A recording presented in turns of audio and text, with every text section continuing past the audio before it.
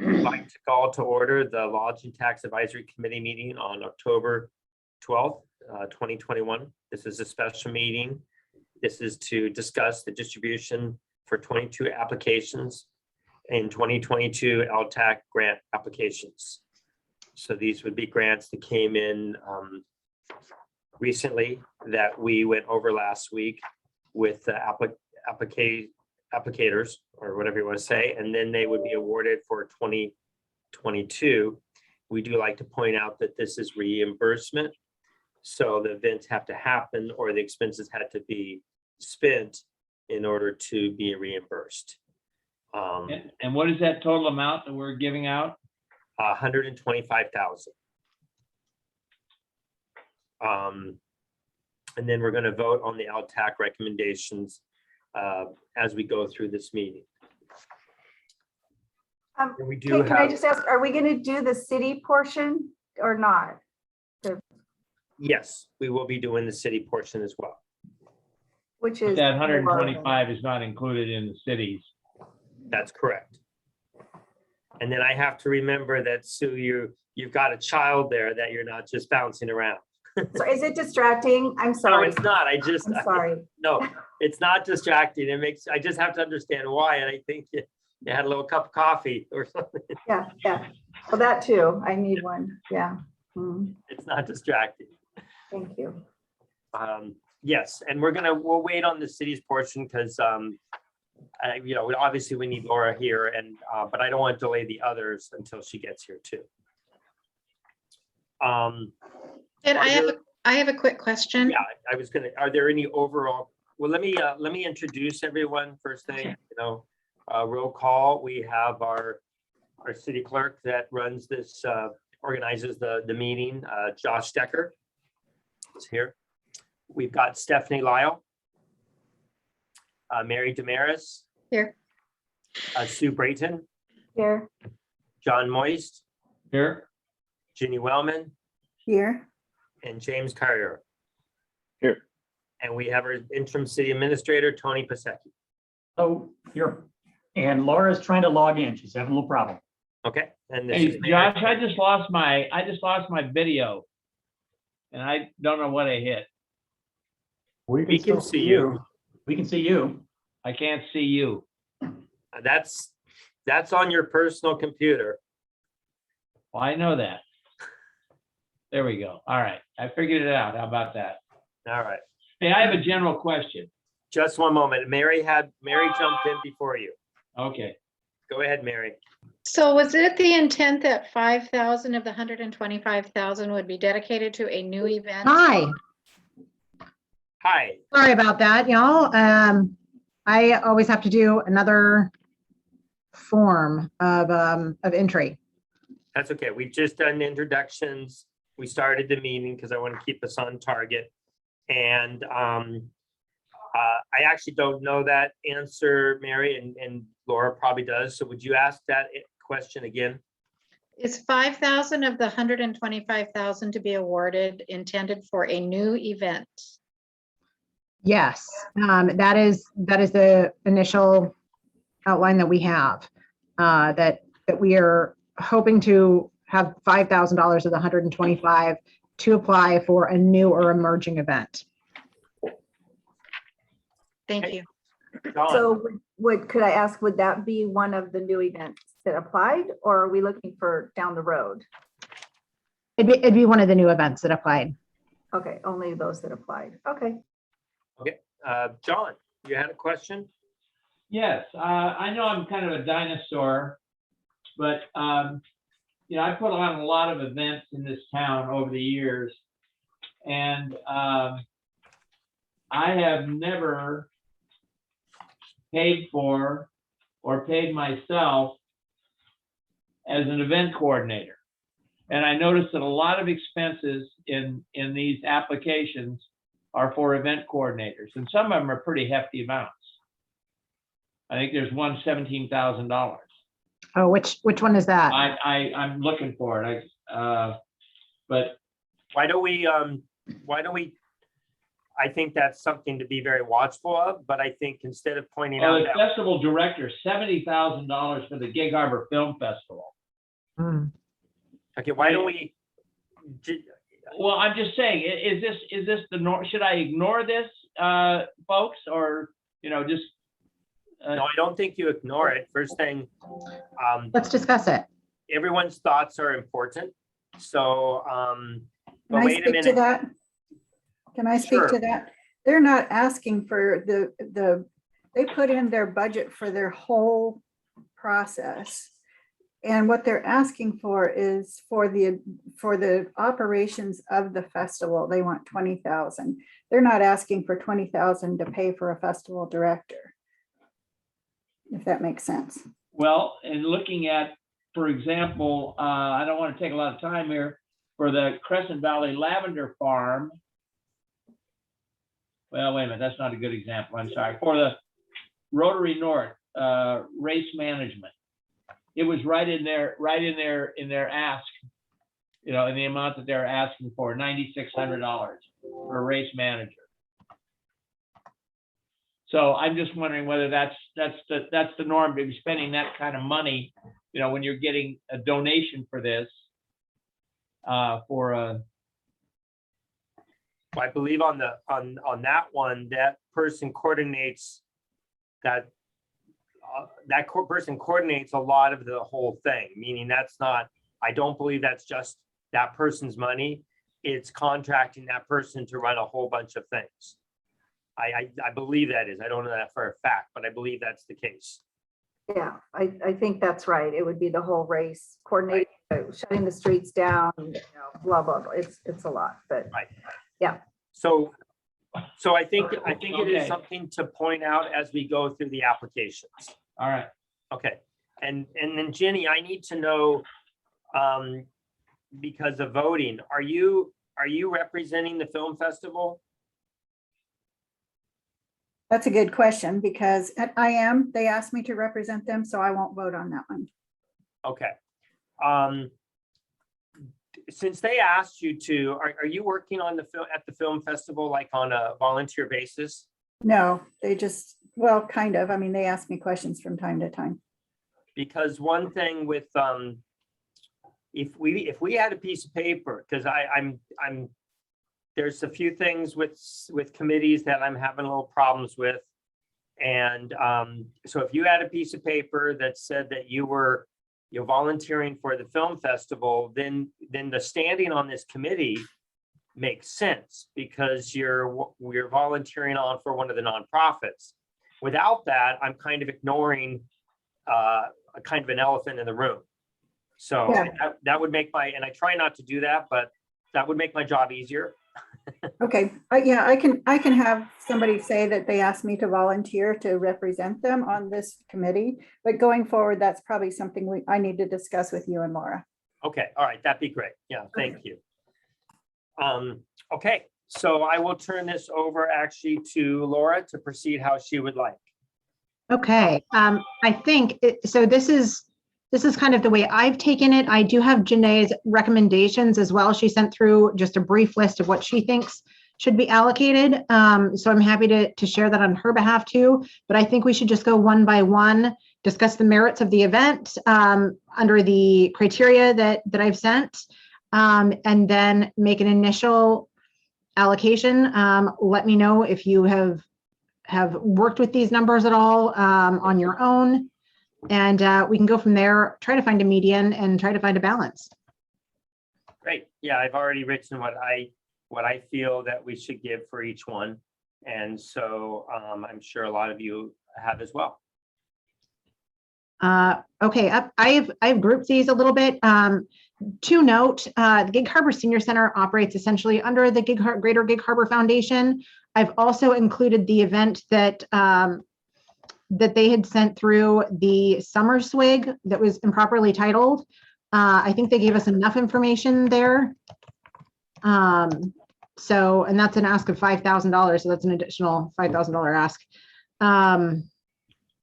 So there are three, I did want to just note this, there are three events that the Greater Gig Harbor Foundation has put forward. There are two from the Gig Harbor Canoe and Kayak Racing Team. There are 2 from the Peninsula Art League, and there are 2 applications from Harper Wild Watch. So I did want to just make sure that we have an overview of who is who. But I think our first event is the Gig Harbor Senior Center's Shamrock Run in March. Can I ask a quick question before, just a pragmatic question? I know that we haven't really discussed this very much, but since a number of these are fundraising events for particular organizations or other organizations beyond Gig Harbor, is that something that we want to consider right off the top? Or we haven't really run into this before? Yeah, I think likely there have been applications for events that do some fundraising, like the PTSD Foundation in the past. So I would say take a look at the event on its merits of attracting tourism first and foremost. We have events that have a proven draw. And I think even though they're a fundraiser, I don't think that should undercut what they bring to the city. So if we can do 2 things at once and make a great tourism draw and they have some benefit, I don't see an issue with that. But I know we've done it in the past. Josh, is there anything that you can weigh in on regarding that? No, I don't have an issue with that. Okay. I think that makes sense, And part of the thing is that some of these events are fundraisers that charge people money to participate, and that's one of the ways that they actually raise money. And so I think there's also, having run a bunch of different kinds of events over time, kind of like John, you can see where there's money that is very valuable for promoting it to get the participants in the door, but then is that a real function of LTAC to actually run those events? So those are all considerations that I had to ponder as I was looking through this list. So. Valid. And everyone has to weigh that on their own. There's we can't just give money directly to organizations, but if that's why they have to do this. If they may, and so it just depends on how valuable you feel that event is, or how much you think that they're profiting from it. If the event's good, maybe that's worthwhile. If you choose it's not, it's everyone on their own merit. I think also too, one of the criteria points that we put forward was what other economic impacts does this event have beyond filling rooms, or beyond, is it sales tax? Is it impact on our nonprofits? And so that's not necessarily a bad thing. It could be a positive thing. So to consider. Right. Okay. And okay. Yeah. All right, here we go. So Shamrock in the Harbor half marathon that takes place in March. It's during a need period. It's a new event, and they're asking for $1,500, mostly for advertising and promotion. Thoughts? I personally think for a first-time race, their budget's really low. Again, I just know what it takes to, do a race, just the expenses and all the, porta potties and the different things that have to be done to do a race, unless they have someone volunteering to do all of that. And I didn't really catch that. So I believe, Sue, and let me ask a question there. Are you referring to $1,500 as their full budget, or the full budget amount in there? Overall budget, I think, is $7,000. Yeah. So I just was concerned that I don't know that that's even enough to do the event, let alone, the team certainly could help promote it, but yeah. I thought it was a good event. It's nice to have new one times. They're not asking for a lot. I put it down on my little notes of $1,000. And I could agree on 1,000. Yeah, but okay. So I'll make a motion to give $1,000 towards but there'll still be discussion of $1,000. I do have an issue with this. Oh, We ran into this last time when we were voting one by one, and then we didn't get a total and we didn't know how much we were spending. Can we make recommendations of what we think and then see how much it totals up to, and then at the end vote on it? Is that possible? Sure. Or discuss it? Yeah, because otherwise we don't know how much we have left that we can allocate. Okay, thanks, guys. That's a good idea. Okay, so that's going to take extra time, but that's fine. But I think that's a very good suggestion. I will say, I'll let you know what I put down initially. I put in 500 as advertising so that we're not necessarily underwriting that, but we're contributing, given that it's a first time event, given that the budget is 7,000 for the total event. 500 to me seemed like a good first time seed to purchase a small amount of advertising. So 1,000? I had 200 down. But I put 1,000, Okay. So, 750? Yeah, I'm gonna put the amounts in that most people say yay to, and then we'll go back through and just see where we're at. okay, so Laura, do you want me to track those? I've got it here in Excel. Okay. why don't,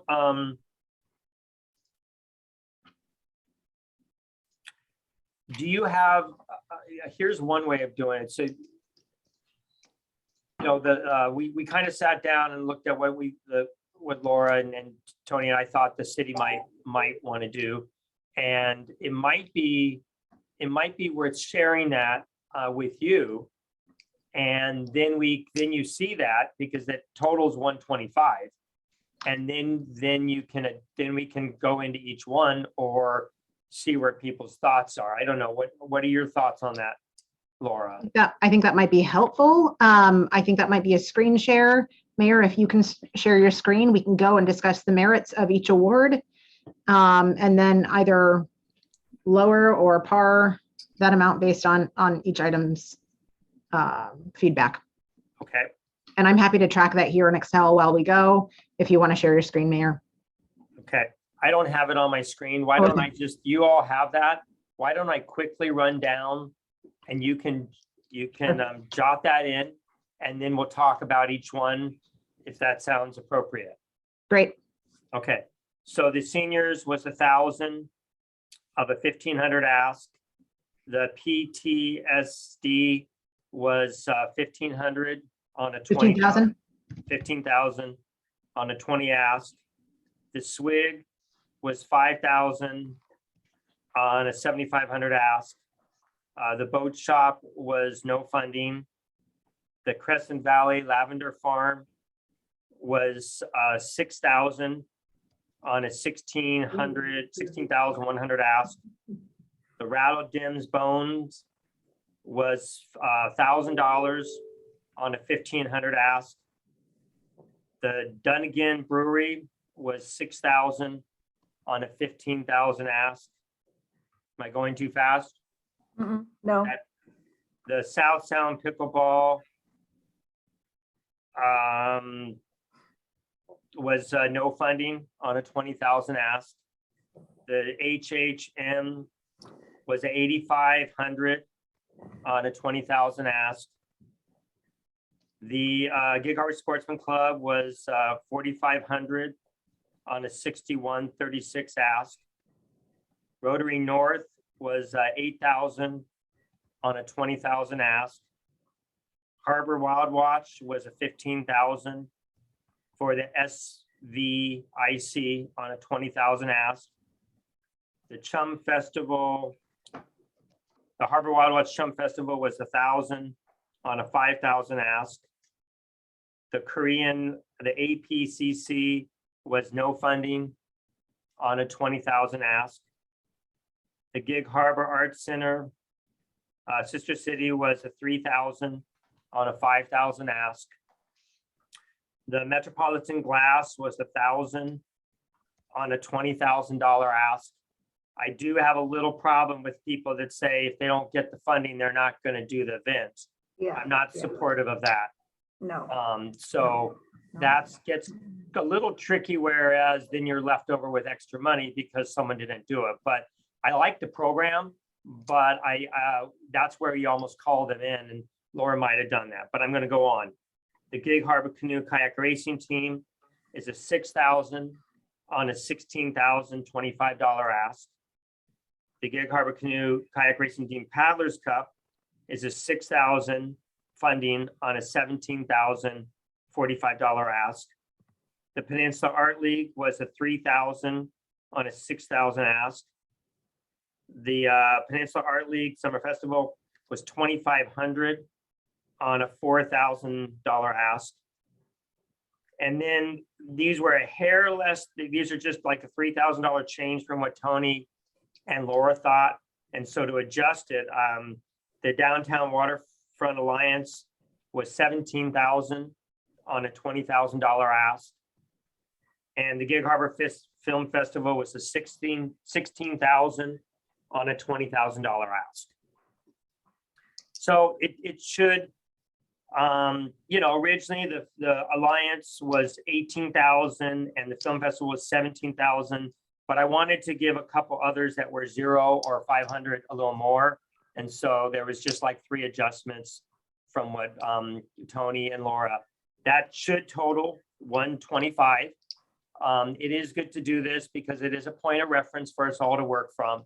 And even though it's kind of tricky to disclose all that, it might have saved us a lot of time. So that's a start. James? Yeah, I think I just caught one error. The $17,045 ask from the canoe and kayak racing team is for the Narrows Challenge rather than the Paddlers Cup. You doubled down on that one. Okay, so the Narrows, there's 2 events though. The Narrows Challenge was one ask. The flip between the two, I'm sorry, here we go. So the Narrows Challenge was at 16,025 and the Paddlers Cup was at 17,045 is what you're saying, James? You have the spreadsheet that you typed out the other way around. It shows the Paddlers Cup at 1625 and then the Narrows Challenge at 17,045. Thank you, that was my, Okay. Was the summer SIP, did we do the summer SIP? no, we didn't. So their ask is $5,000. And I do just want to point out, I just did the math and just did a sum in the Excel sheet and we're at 125,500 on Okay, that. I'm sure we're gonna have a lot more Yeah. adjustments before we're done with Oh, I that. know. I know. Okay, but no, that's good Yeah. to know. So Wanted to let you we're know. 500 over just with that, and there's one that wasn't in there. Yeah, for Which 5,000. is in the summer and, yeah, I don't know the merits of it anyway. I mean, personally, I would, yeah, I don't have a problem with that, but okay. So what is that one? So since I don't have it on my sheet. So the Gig Harbor, the Greater Gig Harbor Foundation spun out 2 events from their summer swig, their cider swig in the fall. They added a summer sips event in July, and that's what they're looking for 5,000 on. Okay, well, nothing against them, but I would not fund that. And we had the other. So now we're just $500 over. So let's go with, now everyone has all that. As people talk, it gives you time to look through all that so that you can make, you can make your own adjustments as you see with that guideline. And then in a minute, we'll start with the first one. But James, did you have another question? Negative, just need to lower my hand. Okay, thanks. Now it's up again because you did lower it. So sorry. Okay, now I'm going to turn it back to Laura. All right, so shall we discuss the merits of the first event, which is the Gig Harbor Senior Center Shamrock Run? Just my only other thought is that's March, it's October. I don't do, again, I go back to the city and all the permitting for a run. Is that possible and to be done by March? I don't know. I don't know how that process works. So that would be my concern of giving them anything right for next year. That's all. If they don't have everything in place. I didn't sense that from her talking. It's what they want to do, but not, they don't know the route, they don't know just all of those. That would be my only comment, maybe waiting until they have some more things in place. That's me. That's fair. Any other commentary on the for or pro or con? Well, we could pick up the $500 that were over by cutting them back to $500 that we had originally discussed. That's what the city's original, that's what Tony and Laura and I originally thought of. And I had increased that 5. So I'm fine with that. Okay. So would you like to put that in the form of a motion? So I make a motion that we, Shall we do the thing where we wait until the end to just see if we have any other allocations we want to switch? Yeah, Okay. I think this, So if you agree with that and just nod your head and we'll put it into the spreadsheet. Beautiful. you pencil that in, just pencil it in then. got it. Okay. Great. Penciled in. Next. Moving forward, the PTSD Foundation, and we found out from the presentation that this is for 3 events, not 4 this year, because the Swing for a Soldier is now happening in Bremerton. So this is the Race for a Soldier, which is September, the Pull for a Soldier, which I believe is in October, and then the Prayer Breakfast, which is also in September. I'll open it up for thoughts. And Just the breakfast and the race are the same weekend. So for us, it's a good thing because you have the breakfast on Friday, the race is on Sunday. So it brings, people for both often. So what kind of numbers do you see from attendance on that? This year was back up a little bit, probably 40 room nights, average 40 to 50. And they had 800 runners. I think somebody said they only had 300 or something. They had 800 runners, but they've had as many as 15 in years past. So, because the speakers stay here, the people, that are doing the race, whatever, logistics and stuff like that, a lot of them, as well as the runners. So, yeah. And there's the For us, it's a good- tangible economic impact too of, going to local businesses, going to eat, going to carb up, Right. pre and post. So Yeah, I mean, I think 15 is great, so. Okay. So we got Agree with some that. nods at 15. I'm just looking at their budget and trying to ascertain whether it's where I'm going with this is this marketing money or is this just sort of event money? So I'm sorry, I've got like a spreadsheet and all the applications all going on 2 different screens here too. So just That's okay. trying to Keep sort it out Keep because going. yeah, their price per person, if throughout the year they actually serve 4,800 people and their price per person is $4.17. That's pretty darn good for what they do. Not the lowest, but it's good. So, but I think that a lot of this expense may also be not just marketing, and maybe that doesn't matter. So anyway, I'm fine. I'm just throwing that out there. Yeah. And I'm for marketing because it kind of markets our area. And I was impressed with the 22% from Greater Seattle, 15% from other Washington. That it's a proven thing. So yeah. wonderful. Just speaking up on behalf of Janae too, on the recommendations that she gave, she recommended $1,500 for Shamrockin' and then $15,000 for the PTSD Foundation. So just so sure her opinion has a voice there too. okay, good. Yeah. All right. So we have a general consensus on 15,000 penciled in. Moving forward. And We have- if you would say Janae's like you did, just so we have Absolutely. that'd be great. Absolutely. Moving forward, we have Cider Swig from the Greater Gig Harbor Foundation, and that is a fall event. I will also give you Janae's recommendation, which is $2,000 out of a $7,500 ask. We do have a confirmed audience for this. I know there was a shift to Tacoma in a year prior, just given the drive-through need. So I know it's not going to happen at Uptown every year, but for 2022, that seems to be the case. I do think this hinges on being an in-person event in order to get our full attendance out of it. So open to thoughts. And Mayor, I'm just going to go back to, we recommended, or your final was 5,000 for this, yes, out of a $7,500 ask? Right. Right. And if we don't get a lot of comments, then we'll go back to that and then adjust from there. Okay. Anything to share, anyone? I could go with less for that. Again, I know it's been going on for a few years, I believe, and maybe it will grow, but I haven't seen any overnight stays or any, perhaps it's all in Uptown and over at the inn. Nobody's staying on this side, maybe.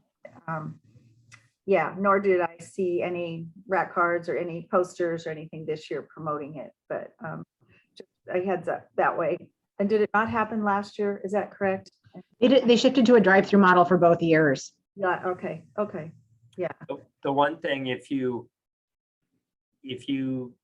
want different recommendations than what I had said and you vote less, then you free up money for another place. So I don't mind if you want to, I don't mind if you want to say 4,000 and then that free, we're not going to do just what I said, but it frees up money for other things. If someone feels something else needs more than what I had said, do you like the fourth? What do you think, Sue? Yeah, I could go with 4, Jim, Okay. 2, so 35, 4, yeah, Okay, let's say 4 for the moment. okay. All right, I'm just going to put that in notes and highlight it as something we could return to. Go Price is Right style rules here. All right, here we go. Closest to without going over.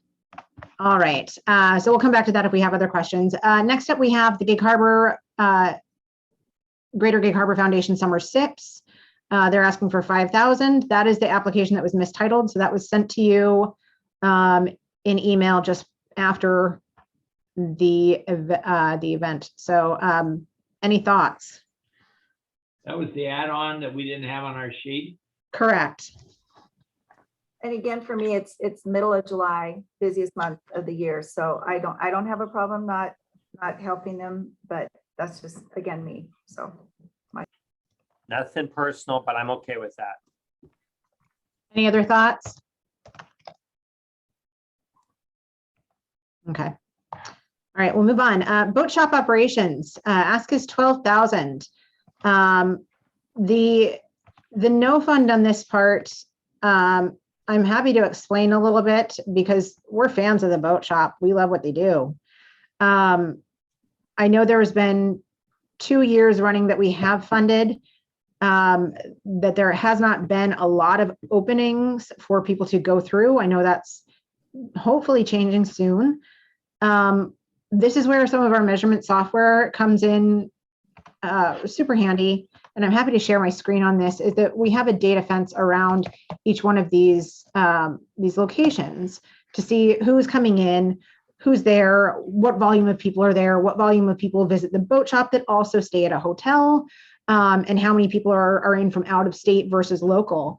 The numbers in the application don't exactly match what our software says.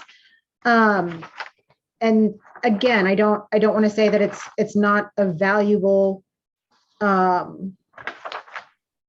organization or a valuable draw for tourism. Love the mini boat school. But the overall attendance number was 5,400 in the proposal, and number of people who will travel more than 50 miles was at 895, and I didn't see those correlations. Especially during a higher ask year, I think we have to look at frequency of award as well as those proven numbers. So I'm happy to share the screen if you'd like on what numbers we're seeing. Again, we do believe in the boat shop very well. We just completed $297,000 in boat rails. So again, we're very supportive. If there's anything in the building that's over $1,000 of repairs, the city pays for it. So, but there were things that they were not open very much with COVID. And there were ways that they could have been. And Wild Watch is an example where you can. One of the things I followed was they have a boat kit that you can buy. And they didn't do it because of COVID. And if you looked at the little boat kit that they had online for $15 or however much, they could have done a really simple video of how you would put your boat together and have the people buy their boats or send them their little kits, and then they'd watch a short 10-minute video of how to put their little boat together. But they chose not to do the event at all. And, they could have done that. So again, the numbers, if you look at it, don't match a lot of what it is. So those are some concerns I had, and they were abilities to reach out and bring more people in or do their events, even during COVID. Well, I have a couple of thoughts about this, and one is that we're looking at 2022, not what people did in the past, and we can't really encourage them to do something in the future if we don't support them. The second part of that is I believe, and Laura, I haven't had a chance to sit down with you to look at the geofencing and all of that stuff, but my understanding is that the geofencing is based on sales, credit card sales, no? Nope, it's a cell phone data, sales, credit card data. It's a number of different things. It's not just credit cards. So it's got a lot more complexity than just sales, which is Kind of creepy, Big Brother, but just saying. It is the world we live in. And interestingly enough, there are some GDPR standards that are enacted in Europe that may regulate, may translate over here to the US on interesting advertising points. Right. So Well, it's not- I agree that I think, I don't have any idea how they calculated their numbers in terms of rooms and overnight stays and estimates. But I can tell you that that's very difficult for an organization to be able to estimate accurately without asking every single person that walks in the door whether they stayed overnight somewhere. And that is, to me, kind of an invasion of privacy in terms of our visitors. You know, we can get in a little conversation and what's not, but that's very difficult data to ascertain, because if you have people that are just coming for a tour, they didn't buy anything, but they stopped in to, you know, check things out, and maybe they don't have a cell phone or whatever. I mean, a lot of people do, but I just think granting no funds at all for operations at a time when people need to be functioning isn't helpful. Whereas if we can grant something to move people forward into the future, then I think we're doing our city a service. So that's my 2 cents. And I have no problem not funding this year. That's my 2 cents. So there. I do also just want to mention that data was not only for 2020 or 2021, because those are outlier years, but it was also prior to that in 2018 and 2019. And again, there are other funding mechanisms that the boat shop is utilizing through the city. So I don't think we're just cutting them off entirely. I think that we're taking a look at where LTAC dollars can go this specific year. Yeah. Don? You know, I don't think it's a bad idea if we had a little 3x5 card that we pass a stack out to every one of the recipients of our funds, and you know, ask the people a question. You know, ask them as they come through the door a question. You know, are you staying overnight? You know, what's your, you know, reason for, you know, and just make it you know, so they don't have to fill anything out, just check off a block, you know. But come up with a series of questions, and we thought about that back when I was involved with the with the Main Street program, putting together a little 3x5 card to hand out to visitors. And I mean, maybe we can start building some data this way. We can, you know, determine whether or not there were, you know, people staying overnight. And I don't think it's an invasion of privacy. I've been to a lot of places where they ask you to, you know, fill out a visitor card. Okay. And honestly, I we mean, ask it's something we can work on offline, definitely. So I'm gonna share my screen just momentarily here on that data collection. That's something that we're doing right now, and through a remarkable number of ways.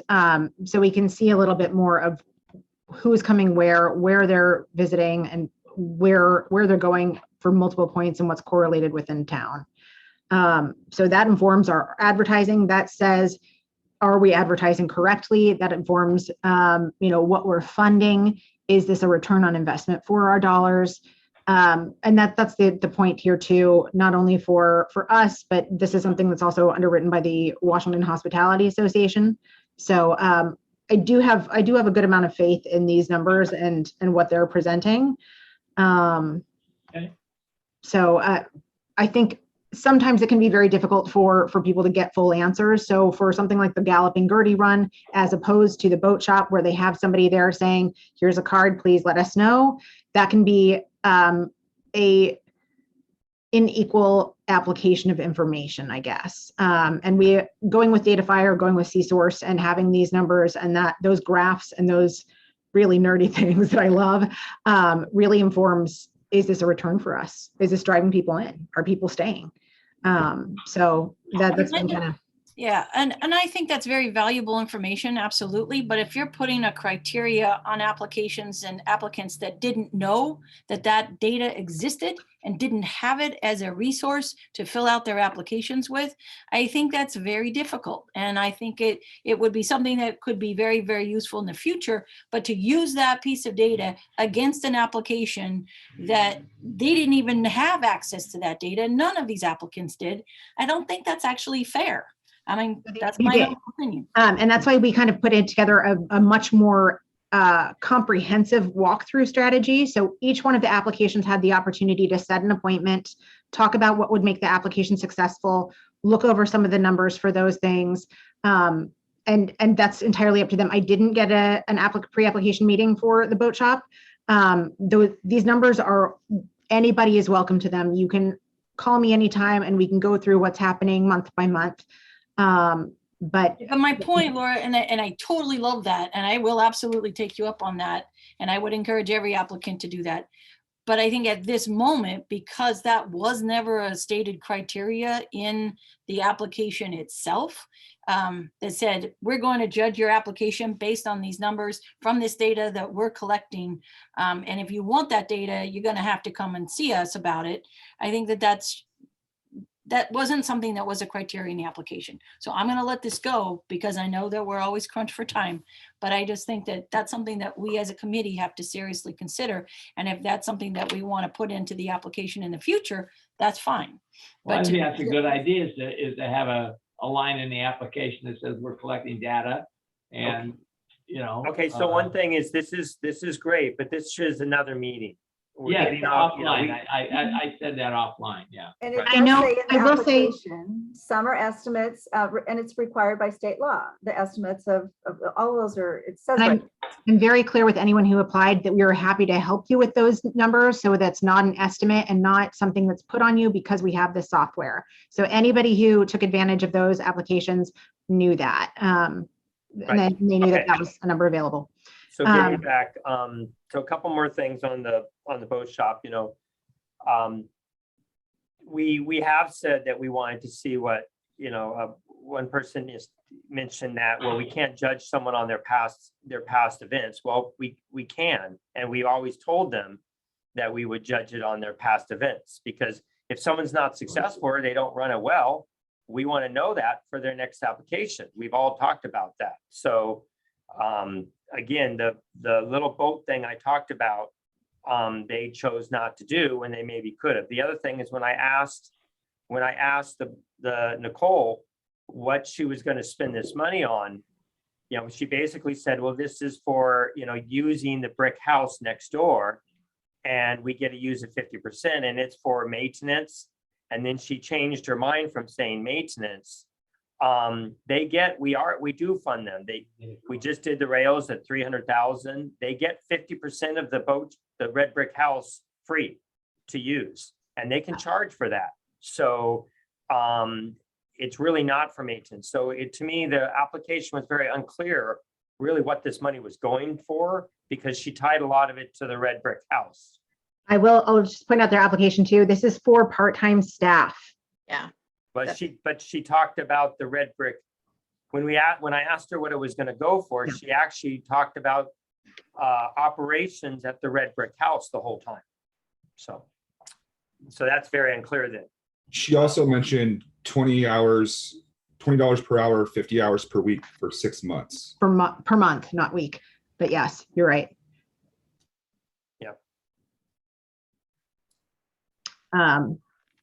Any alternates for an award there? Let me know.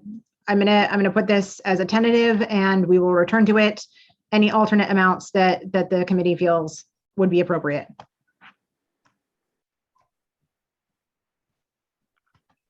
I would like to see them get 5,000. Okay, I'll note that. Okay. Did Janae have any comments on this? Oh, yes, I'm sorry. I forget I'm Janae as well. 5,000 was her Okay. her allocation. And James, you're handed up just so I don't call on you. Okay, Lavender. Lavender. I thought this was a really interesting application. This is just outside of city limits. However, as we know from MRSC, it can be as long as it draws people in. The closest other lavender farm is in Squim.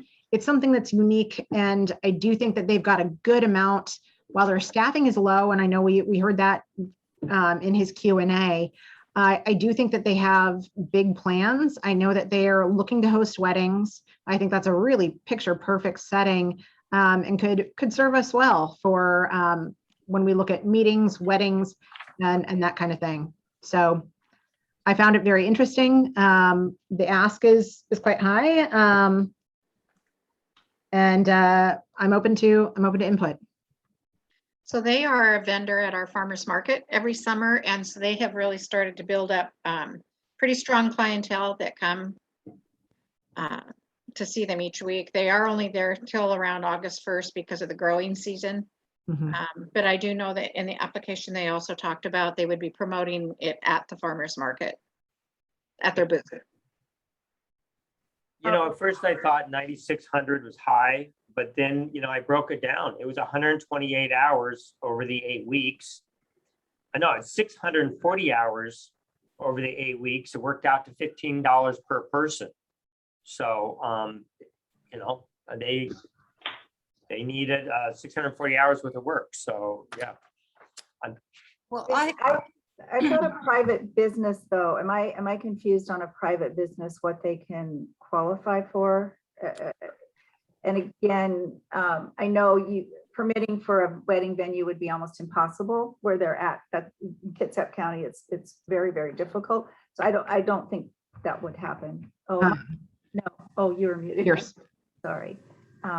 So I just think that's a lot to give them personally. That's just my opinion. Is there an alternate award that you would suggest? Maybe like 3. I mean, but it is technically a private business, correct? Yes, it is. And But then one thing, if we're paying for like advertising for private events, you know, there's a lot of private events, but they still draw a lot of people. So as long as we're paying for advertising and marketing, Event operations. right, then it's okay. Yeah, they said their primary source of advertising was the farmer's market. They mentioned a few other potentials as well. Also partnering with the city to take advantage of our tourism marketing and an advertising campaign. Yeah, they have. I guess it's June and July is the lavender season too. So again, that's a, you know, not a season we need. So I guess a smaller for me would be better. That's just, again, my thoughts. I'm taking it. Josh has his hand They up. qualify as a private business for that. I can't remember how. Yeah, Josh? I just wanted to clarify that if they are a for-profit business, it has to be supporting a special event or a festival. I didn't see anything noted what on their I thought. application that's a special event or a festival. I don't know if maybe they're in their. I think they last We meeting wanted that I to had. formulate it as summer season was their event. Yeah. I don't think that would qualify. Okay. Well, wait a minute. If it's lavender doesn't grow year round. So if it's a special event because it's a lavender season. So this would be, as far as I understood it, this would be a number of events that happen within the summer season. So, you know, putting on something like a concert or something like a yoga class, something along those lines. And it wasn't as direct. Jenny, go ahead. My concern with it is he didn't spell out what those would be. He didn't seem to have a real clear idea of what that was going to be. It was just kind of, you know, I want to do this or I want to do that. So that's my only comment. Wasn't this like a 1 week ongoing thing? It Um, was for a period of time, I remember. I don't remember. 2 we- months. 8 week, So like 8 weeks. Yeah. 8 week. And Stephanie, I just had, I found this application very confusing, and I did not give them funding, to be honest, mostly because of what Josh was describing, was that it says festival, but it's not really a festival. It's like our summer season at the farm. And, you know, I've worked on farms. I know about growing seasons, and it's wonderful. And I love that they're doing this in Crescent Valley. But I can't personally justify allocation of LTAC funds without a lot better application and much more definition about what they're actually trying to do on a given weekend. So that's my rationale. Okay, well, I think it's encouraging events. And so I would hope we would try to fund it some. You know, they have bands down for $2,000, and that's events that's going to bring people. So I would think if we fund them some, it would, you know, maybe, and we explain why, so they get a stronger application. I think it will bring people to our area. I know people from here go up to Carnation for the events up there. So maybe it encourages them to be sharper on there, what the events are, but I think it will bring people to our town. So let me just say Olala Winery, which, you know, we all love that. Already fighting their permitting, and people, it's very, very difficult to have concerts and events in the middle of, you know, residential. Unfortunately, people don't like that. And I don't, we were familiar with Gather. That was a lovely meeting venue, but they didn't have the right permitting. So they, you know, it's very, very expensive to get the permitting that you do need, if you can get the permitting. So it sounds wonderful, but I mean, if Olala Winery, who's been there for a long time, are now fighting that, I don't know how many events they could do there. I've never been to the farm, so I'm not sure exactly where it's at, but, or how much. It's like right after Crescent Creek Park.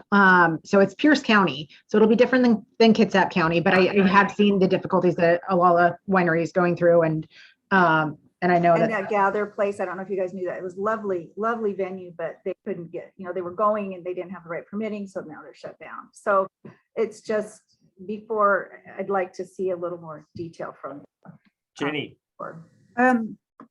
Can you tell us what Janae had to say about both? I was just about to. Okay. 2,000 was her allocation. The other thing is, I think it's a wonderful place. I took my family from Texas there. I buy all their stuff at the farmer's market. I really support what they're doing. I'm just a little concerned about how they're going to do an event. And we talked about parking. There's really not much parking there. Yeah. How are you going to get a large group of people there? So for an event. Actually, if you Google, they actually have a lot of parking. When they had their application, I Googled their property. And they actually have a lot of open land outside, but I still see Sue's point as well too. What did Janae say? She said 2,000. Okay, well, there's some concern from the original 6,000 we said. Would we like I'm going to mark that. And I've marked both Sue's recommendation of 3,000. I've marked Stephanie's of 0.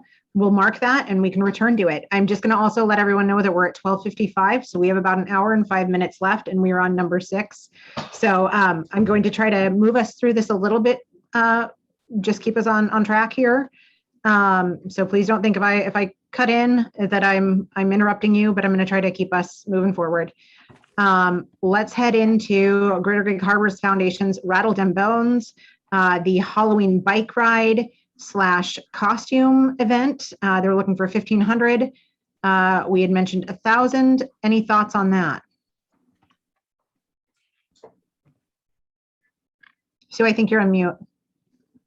I just said fine.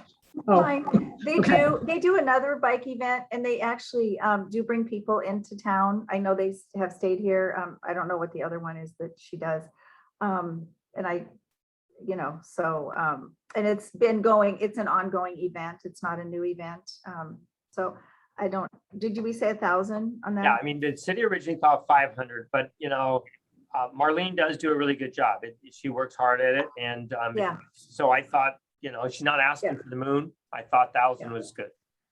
Yeah, I would agree on 1,000. Yeah. I'm sorry, what was that for? I This is was, for Rattle Dem Bones, the Halloween bike ride costume contest in partnership with the Greater Gig Harbor Foundation. Okay. Okay. Any alternates there? No, okay, move forward. Dunnigan Brewing, the Celtic Music Festival. Ask is 15,000. We're proposing 6,000. Thoughts on that?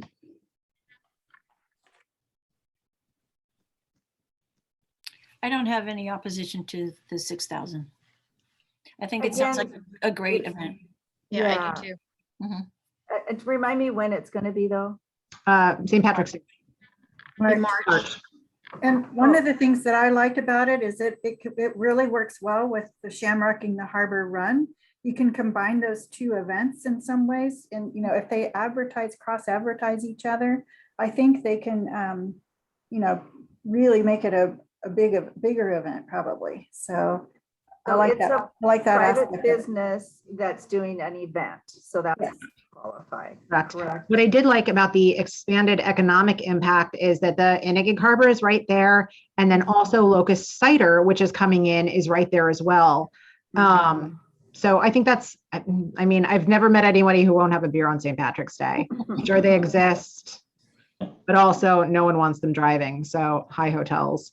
You talk to them. Do you feel they can get everything in place for March? Again, I think they've been doing this for 5 years, and this is just an expanded effort. I have full faith that they can do it. I think if anyone's been down there so far, I haven't, but I've been following them. They've done a really excellent job so far marketing themselves, having a social presence, getting advertising and earned media out there. So I think Okay. they'd be a solid partner. Okay. I thought their application was a little generalized, wasn't very specific. You know, I know they put together, and I think I forwarded this as well, a PowerPoint. They went a little formal with I the didn't see Q&A. that. All right. And they answered a good amount of questions and went into the weeds a little bit on expenses.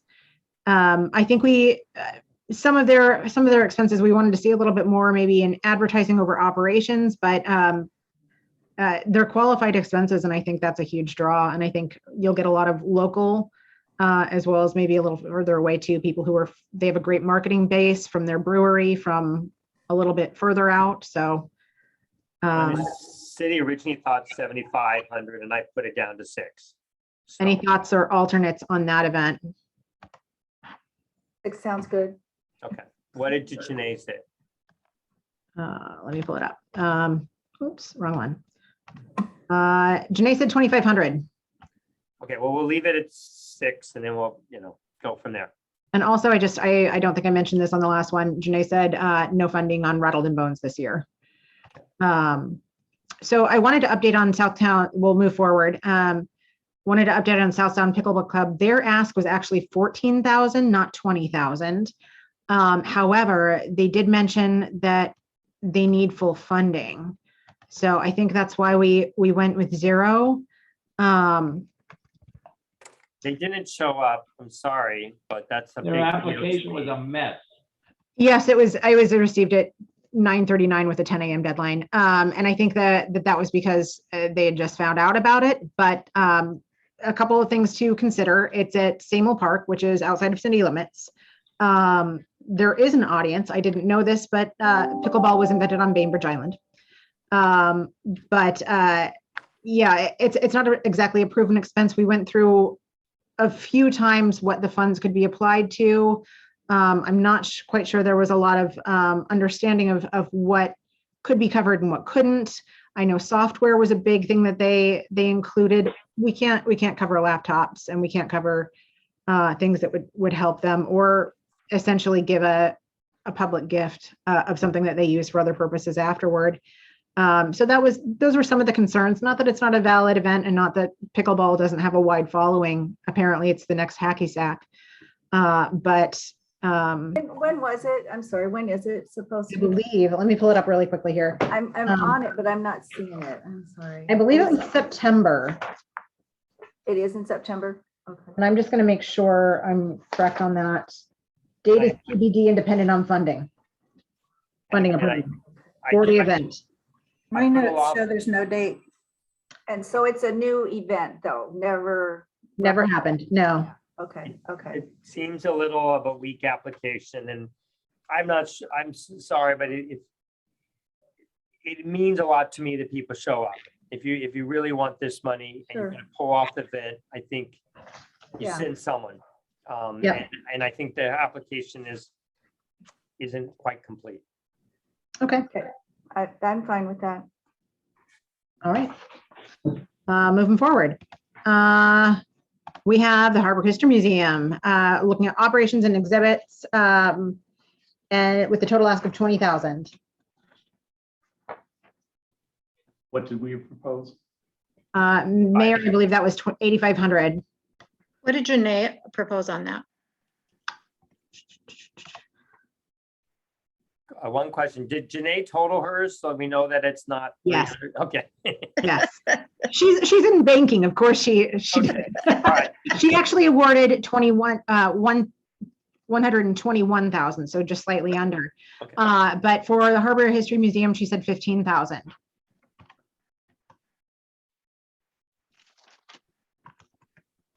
I'm okay, I said 14. I'm okay with 14, 15. Oh, I think you You did said 8,500. Why did you guys decide the? Oh, you're right, 85? 85. Were you going by numbers again? Your geo numbers? Is what? I Mayor, get- do you want to speak to that? What? Would you like to speak to that? I guess because it gets back to like the boat shop, well, parts of the boat shop. We're supportive of it, but we have to spread the wealth. So like the boat shop, we're giving different money in other ways. We do $30,000 at the city for admissions. We are probably going to award the city. I put in the budget $60,000 actually I put in $93,000 in my budget this year, 2022, for the History Museum towards their for the Shenandoah Pledge. Now that doesn't mean we can't do other in-kind things like the permitting that they'll have to do. And that's part of their ask is either money or in-kind donations. I do know some council members want the whole thing paid for, meaning the whole 150 that the museum is asking for the next 3 years, 150 each. So, and I'm not necessarily opposed to that. So my point is we are giving them 30 each year. We're going to give them 93,000 probably this year or 150 and do that for the next 3 years. So we're still funding them here. We're just not, we're trying to spread the wealth, I guess is what I'm asking. Mhm. And I think I'd like us to that's consider, fair. oops, Go ahead. I'd Mary, like go us to consider if there are some reductions in other numbers that be added to the Harbor History Museum amount. I concur with that. And well, I appreciate what you guys are saying. I can go back to, and it's hard because Stephanie's on here, but for a tourism, I'm always, and we do, everybody comes in here. Oh, where are you going to go? We ask them, we direct them. Oh, go down to oh, it's not open today. Oh, it's not open today. Oh, well, it's only open, those are hard. That's been hard. And I think, are you going to go back to being open more or not? So when you're only open 3 days as a tourism destination, for us, I know it's been hard. Those are the kind of things I'm thinking. We're open every day. So, I mean, I don't know that's for us as, just like the boat shop not being open. Oh, no, you can't go there. Oh, can't go. Oh, well, I'm not really sure what you can do today. So, and for me, that's a frustration from our end. So. I will, to Stephanie, I was very glad that you clarified the 30,000 for admissions because I didn't understand. So when you clarified the 30,000, it worked out to $6 a piece for admissions.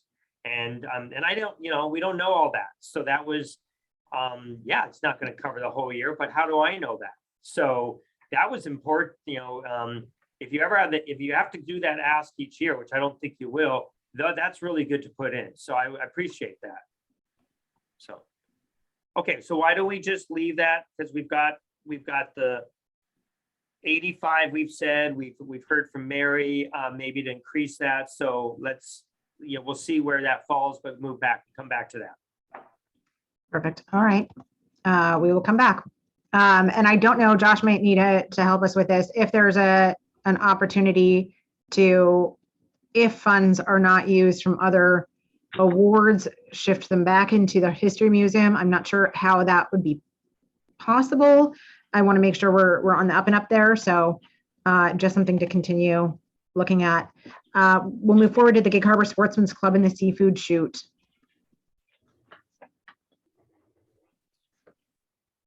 Yeah, we had said 45 and the ask was 6136. I could go with maybe half on that one, 1,035. Again, I can't remember when that is. I'm pulling this up.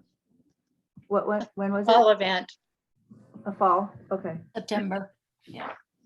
This one's a little tricky to me because as far as not funding very much, because they do bring a lot of people to the harbor. It shouldn't weigh in on it, but there's a council person too. But the other big thing is we funded them last year and then we took it away. We rescinded it. That was tricky. So I would hope that we would support majority of it. And so I thought the 4,500 was a good compromise.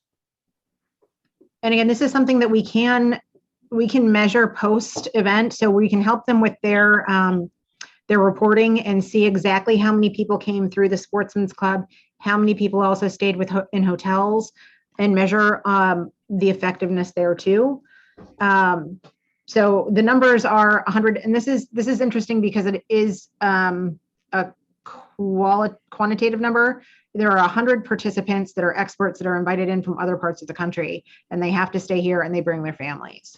So I found that to be an interesting exact number because it's invitation only. So I do think that there's an uptick there that we will be able to measure and show an ROI for, or not. Yeah, and when we did fund it last year and then we didn't, and if we don't, I don't want to sour someone where they just, well, I'm not going to apply anymore, so, yeah. Well, I think that there was a distinction last year because the trees were a capital expense that we didn't necessarily know about. This is obviously an event. I think it's completely separate and different than last year. So I don't feel like that's a major concern. So generally speaking, I think it's a strong application. Up, you're on mute, Sue. What did Janae say? Sorry. And Janae, what did you say? Thank you. 2,500. Okay, and we said, you guys said 45? Yeah. I mean, I love the Sportsman's Club. I mean, it's great. I mean, and I think it does draw a lot of people, so whatever. Okay, let's leave it at that for the moment. Would you say we're going to give them a shot? There you go. Welcome. They You're may not welcome. have All right, sorry, we're moving on. I'll see No myself pun out. intended. All right, up next, we have the Rotary North and the application for the Galloping Gertie Half Marathon. Ask for 20. City proposes 8,000. The partial fund. And Janae proposed. Janae proposed 5,000. They haven't asked from almost ever, and they do this a lot. I mean, I don't know, I think it's the 11th year. It's a big draw, and Galloping Gertie. I mean, just the name brings people here. And it's gone on for 11 years. So it does promote Gig Harbor, and it's a successful event. It's a really iconic way to experience Gig Harbor, and I think it's a way to bring people in. The difficulty that I have with measuring this is that I can't draw a geofence around the bridge and say that everyone crossing the bridge was part of the event. You can tell them. I will pass out a 3x5 card to each person, each runner. What about, it's a race, so they all enter, right? Can't That's true. stats from Yep. From the entries, I would think. Yep. Yeah. There's probably some tangential travel there too, and people that come along with them to cheer them on. Probably not going to be able to measure that, but you're right. That's a good point of measurement. Yeah. So is it 8 we said? I believe 8, yes. Yep. And this was another one of those that stood out for me. They had $9,600 for race management fee, payroll. Right, but again, as Sue and I pointed out, that person doesn't Yeah. just pay that themselves. That's to pay someone to organize the whole event. Yeah, all the They're taking registration. out of Usually that that has a lot. $9,000 they're paying for advertising and, well, what are you waving off, Sue? I don't understand. Oh, no, no, no. Oh, I wasn't waving you off. That has a lot to do. I was saying it Was that- just, there's a lot involved in the race, you know, the timing machines, just all that is all kind of, somebody has to coordinate all that. Does that make sense? Yeah. Yeah, I get it. My point is this. I'm not blowing my own horn, but I put on a lot of events and I Mhm. never charged a nickel. I mean, what's going on here? Is this a new thing now that, you know, everybody gets paid to put on events? Well, that's No, what I'm I- trying to point out. This person's not getting paid. They're To they're put not it on. getting this money just themselves. The Rotary is paying someone to organize all the items. So Right. Yeah. that money is split amongst 25 different areas. She's not So- getting 8,500 of a salary. They're paying Oh. someone, they're contracting someone to So run a whole I'm event. going to weigh in here. I was actually a race director for a nonprofit race for 3 years in the 80s. And I hired somebody to come in and certify the course, which is a draw. They brought in all the equipment, as you were saying, Sue, the timing equipment, everything that you need in order to make the race something that people want to come to. And yes, I paid them to do that because that's what these people did. They just, every weekend, they were putting on a different race somewhere. And the more professional you are, when you are tax certified, people want to come and run your race because that time then can be used to get into races where you have to have a certified time. I'm assuming that that's part of what they're going to have done. So, John, I will say that I somewhat agree with you when it comes to paying people to put on events. I was a member of a Kiwanis club and a Rotary club, and we put it all on ourselves. We didn't have any management expense like that. But for this type of thing, if you want to have a really good event, you got to bring in and pay somebody to help you put it on. And I will say, I think this give is up. specific to marathons and races, yeah? Don't mean to browbeat you, John. It's all right. John, would you have an alternate award? No, not with what Tony just said, no. Okay, all right. Okay, all right, I'm gonna leave that one at And 8,000. Sue's hand waving. Oh, Sue? Okay. Okay, I'm gonna head into the next, so this is the Scansy Visitor Center operations from Harbor Wild Watch.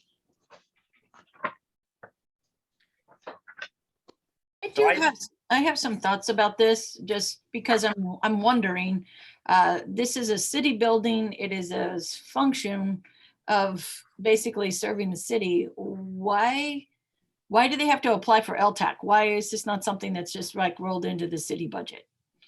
And I just put that out there because I think they do a fantastic job. They're, doing a great service, but it is very much sort of visitor service, tourism related, but yet they're applying separately for LTAC. And I'm not saying we shouldn't fund them, but I just wonder why that wouldn't be funded by the city through another mechanism.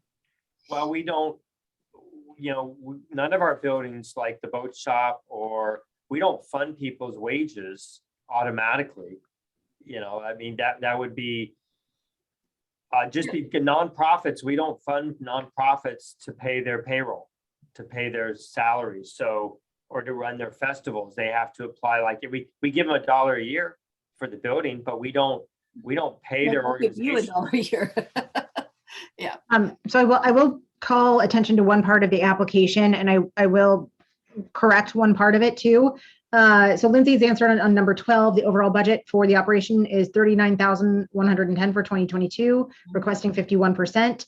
The increased cost compared to 2021 is due to HWW staff taking over the coordination responsibilities previously provided by the city. Some of those volunteer coordination responsibilities will fall back onto the assistant that we hire. So that is one of the reasons that we amplified that down from the full $20,000 ask. but yes, you're correct that this is primarily on the staffing and management of the center. Mhm. Okay, so yeah, that's a good point. I think was it Stephanie, I mean, we're not gonna fund them, but you're right, we're paying for staffing, so that's a good point. But I think that's something that's really important to consider though, because they, and I am supportive of supporting them. I even put them down at the full 20,000 because I think that's a really important function that ties very closely to LTAC.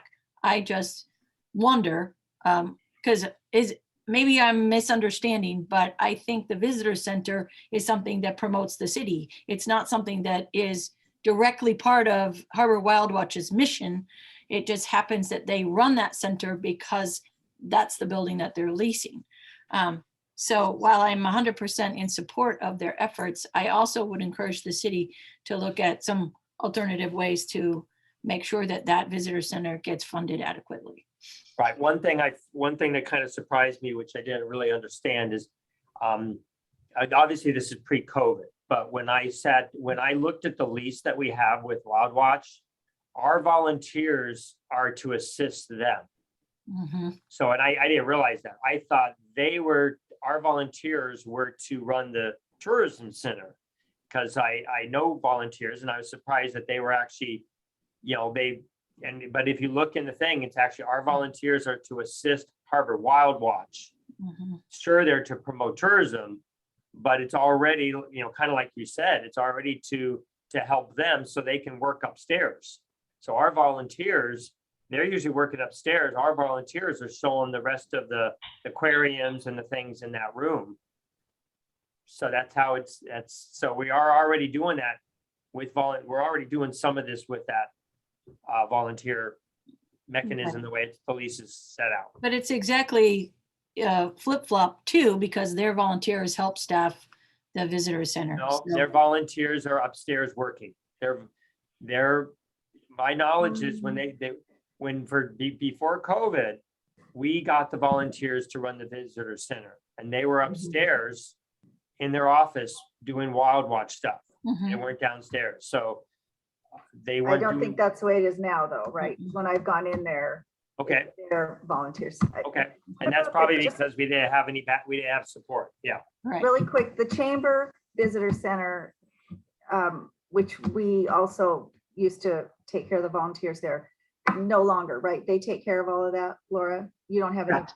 But they get 50%, they get 75% rate reduction for them to have volunteers for the chamber. So they promote the city in the front room by telling people where to go, and we give them 75% off their rent to do that.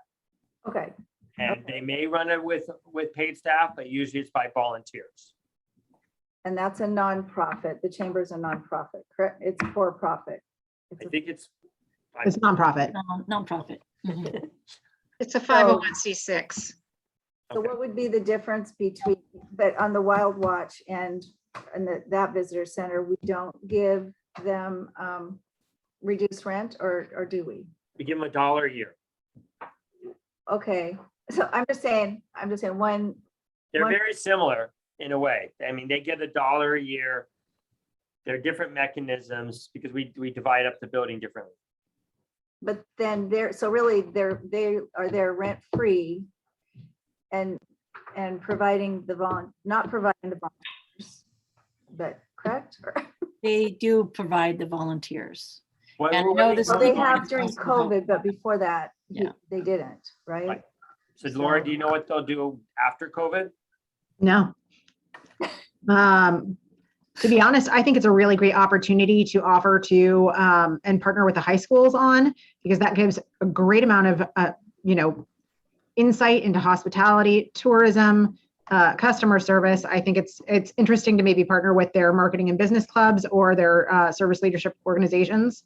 But I do think we're going to have a difficulty in attracting the volunteer base that we used to have, because we have more of an aged base. And with COVID concerns, no matter what vaccination status, I think that's going to continue to be an issue. And that's something that Lindsay and I have both seen through the signups and drop-offs of the volunteer base for the front desk. So it's something to consider, and it's something to get creative on, and something to, support new bases of volunteers coming in. So it's something we're working on. I think once we get a hire for Laura, I think we'll be able to get the volunteers. I put 15,000 down. I thought that was good. I think they did a phenomenal job during COVID. Exceptional, still running events somehow.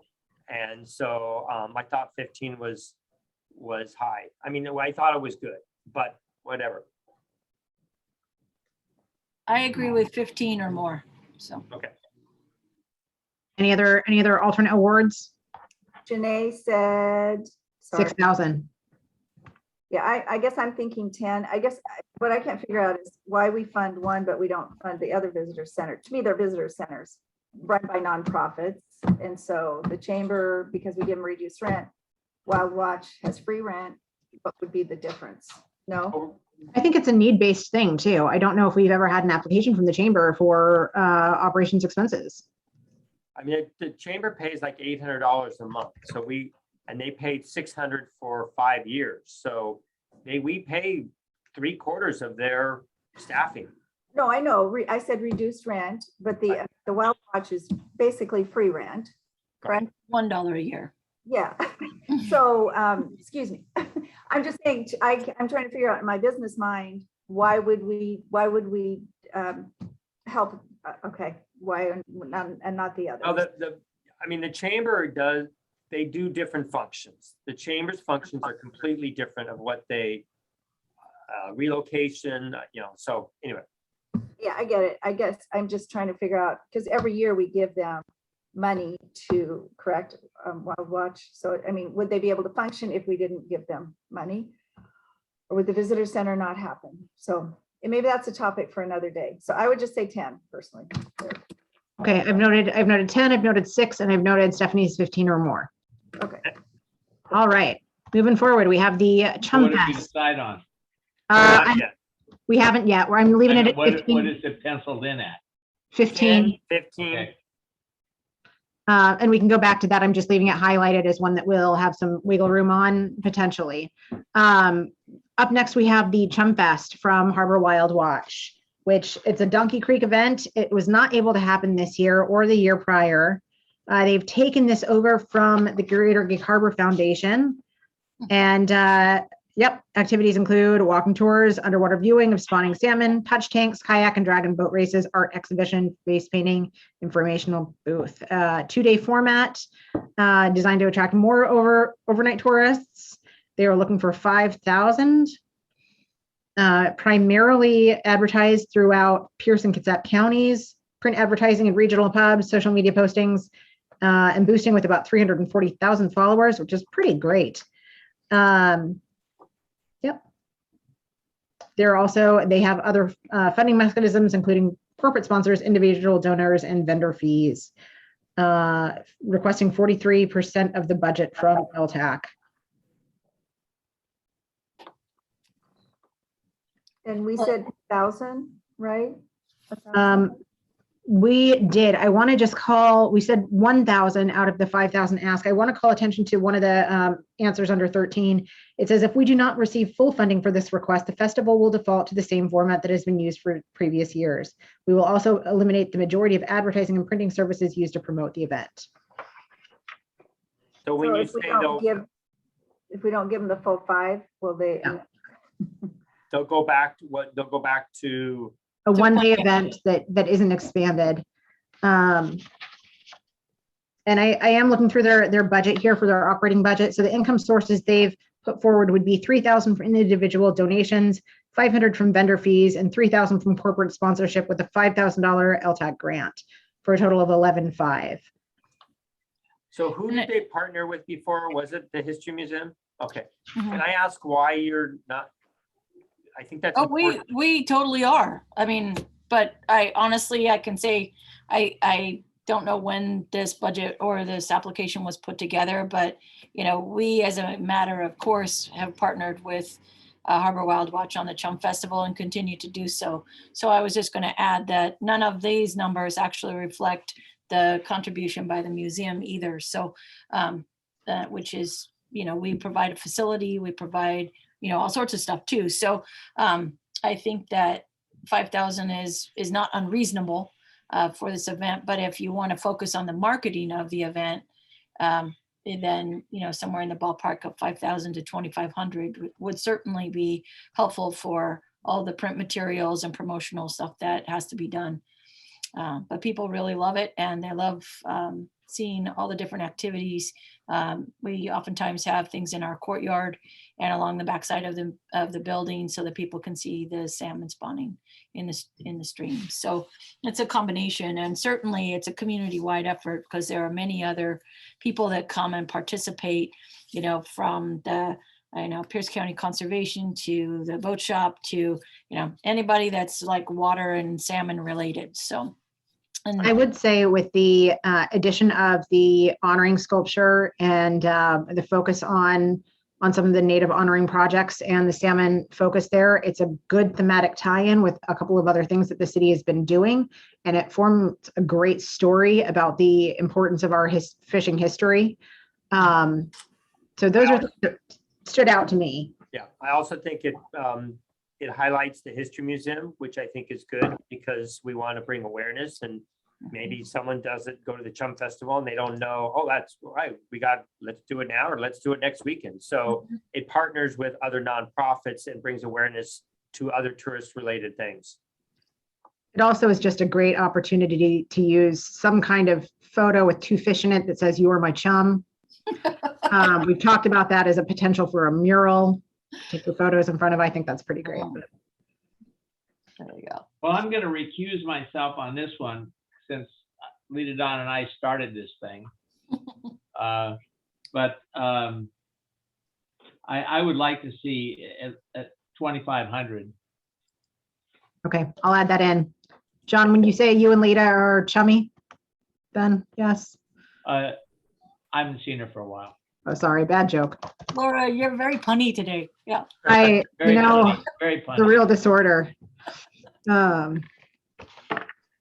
Okay. Okay, I've noted in John's minimum of 2,500. I've noted in he's recusing himself on the vote for that though. Stephanie, I've noted that you've said alternative 2,500 to 5,000. I'm going to leave 1,000 in there. I'm going to leave it highlighted so we can come back to it and we'll go forward. I'm pretty impressed with the way we're rolling through right now. We're at 129. Our next application is for the Korean Choseok Festival, which is put on by the Asia Pacific Cultural Center. This year it was going to happen and they had to cancel for rain. It was a September event, so it is weather dependent. They're asking for the full $20,000. There was no ask the previous year. They do have an extensive run of show. I know that they are interested in expanding to Gig Harbor. They do have a Tacoma event as well. So the crossover can be hard to showcase. Is this something that is benefiting locals, or is this something that's bringing in tourism, especially if you have an event across the bridge as well? One of the hard parts for me in this application is that they say if they're not fully funded, the event can't happen. And to me, the allocation of the full $20,000 is not something we can do with the other pillars of the event, noting that I think the overall attendance they propose at $300 or 400 people, sorry, number of people who will travel more than 50 miles, 150 to 100, but I'm not seeing where that's going to correlate. For $20,000, if we're getting 20 to 50 room nights at most, and those are paid partially through these own funds for hosting and paying for airfare for performers, I have a hard time justifying that. I do too. I'm fine with that. This is why I couldn't do it. I like the thing, but this is where I thought it was Mark Hoppins, but 5,000 for food and beverages and hotel, and then 5,000 more. I mean, there's not much money for marketing, and I'm not sure if this is promoting us or Tacoma. So. And again, I think the part that that resonated for me is that if they don't get the full amount, they will go back to the Tacoma base, presenting only the Tacoma based event. And that's a difficult sell. So we have that in as not funded this year. Any other alternates that anyone wants to put forward? Well, my initial thought was similar to Jenny's thought with Shamrock in the Harbor and the Celtic Music Festival, was that this would be such a lovely combination with Heritage Day, which is the next proposal on our docket, and to see, you know, heritage of all forms in the area really celebrated. And I will say that the, you know, Pacific Asia Cultural Center is amazing. I mean, they do incredible work and they have amazing artists, and it really is a fantastic organization. I too have some issues with a lot of focus on, you know, event costs as opposed to advertising, marketing. And it is difficult when an event can't function if it doesn't get fully funded. But I also understand that perspective, because if I get partial funding for something, I'm like, okay, now I'm stuck because I don't have all the money to do everything, but now I have this obligation to fulfill that I can't fulfill because I don't have all the funding. So I completely understand that. Well, it kind of breaks my heart that they wouldn't get funding. I can understand the reasoning why. Just wanted to get that on the record. They're a great organization, and their planning is, their application is very full. It's well presented. You know, we really support them. The question just is this going to draw in tourism to Gig Harbor specifically? What did Janae recommend? I'm sorry. Let's see. Janae said 2,500.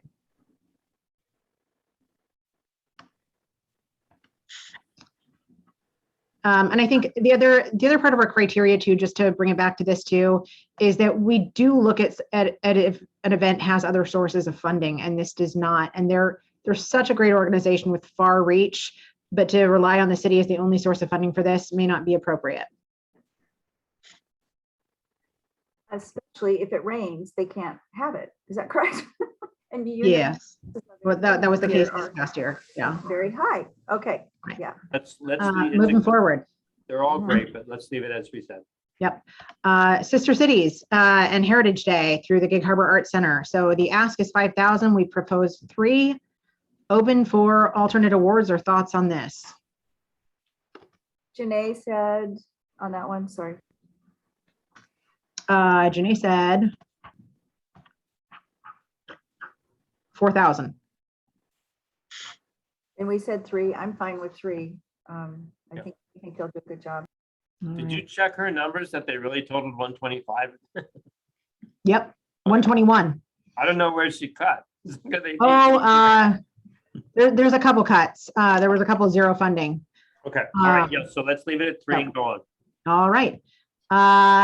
Metropolitan Glass's Crow Moon Interactive Art Exhibit. So this is the woman behind Monkey Shines in Tacoma, which is really, really well publicized, well thought out.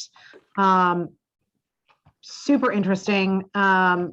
This is another application. This is a for-profit business. So essentially what she's proposing is that she's compensated for her time in creating these really beautiful pieces of art, pieces of glass that correlate with the Crow Moon Festival, or Crow Moon, which is a Puyallup tribe holiday, and essentially lining up with the city's work with the Native Honoring Project.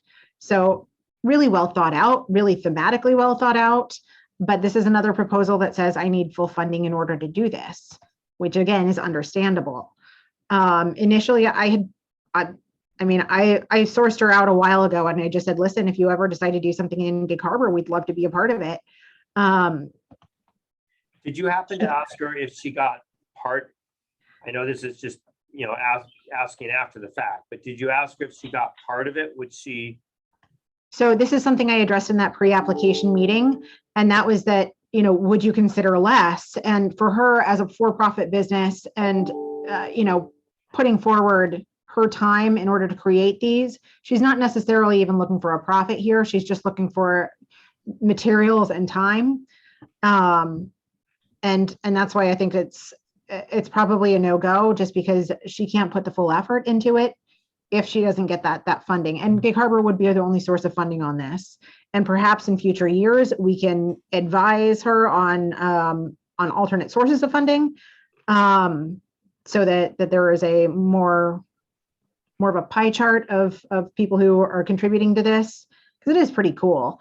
And it does have a proven audience that people are really, really into going out and finding these things. Okay, Um, Jenny?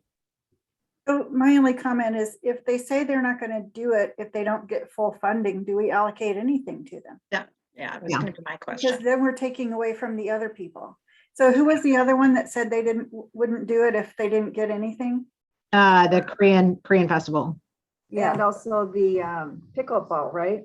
Oh, yeah, that too. So Yep. we've I given agree. all of those 0. So why would we give this one 1,000? I That's my agree. only, yeah. Mary, do you want to speak to that, or? No, I loved her concept, and that's why I kind of said 1,000. But I totally agree, and I don't like having my hand tied. And if someone says that, it's not a threat, but at the same time, it's saying if you don't give it all, I can't do it. And I don't like having all the eggs in one basket. You know, I want them to get. I really want everyone to get funding. I don't want to subsidize anyone completely that they can't exist without. So I think anyone that said they have to get all of it or nothing, we probably should put them down for nothing unless we want to support the whole thing. And I don't recall seeing a budget, a detailed budget. Not, Let me pull that forward. I think, And I think everyone else kind of agreed, unless Yeah. we want to support the whole thing and they're usually above the dollar amount. Mhm. We can't fund partial if they say that on their application. I Yeah. saw a lot of nods. I yeah, don't see any funding in their application. no funding other than us. So maybe we can guide them in years future just to say, hey, maybe this is something the tribe would also be behind, and maybe funding can come from a few other private donors. Right. Okay. So So we'll put 0. I'm in with that. All right, we'll move forward. Next up, we have, let's see, sorry. I have to go right back. Next up, we have Paddler's Cup happening in April, ask of $17,045, 025, and we've awarded 6,000. We haven't awarded, I'm sorry. We proposed 6,000 as a partial fund. Do we have a commentary on that? And do we want to hear potential other awards?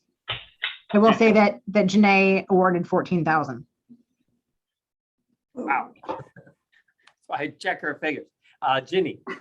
So my only concern with this is that the number of heads and beds they're saying that we'll have is 20. If you, so that's for their ask, that's $852 per person to fund this for 20 room nights. That's a lot. So that's my only comment. That's a Yeah, good and comment. maybe, so I know that the Narrows Challenge is coming up this coming weekend. It would be great to get some data Yesterday, on that.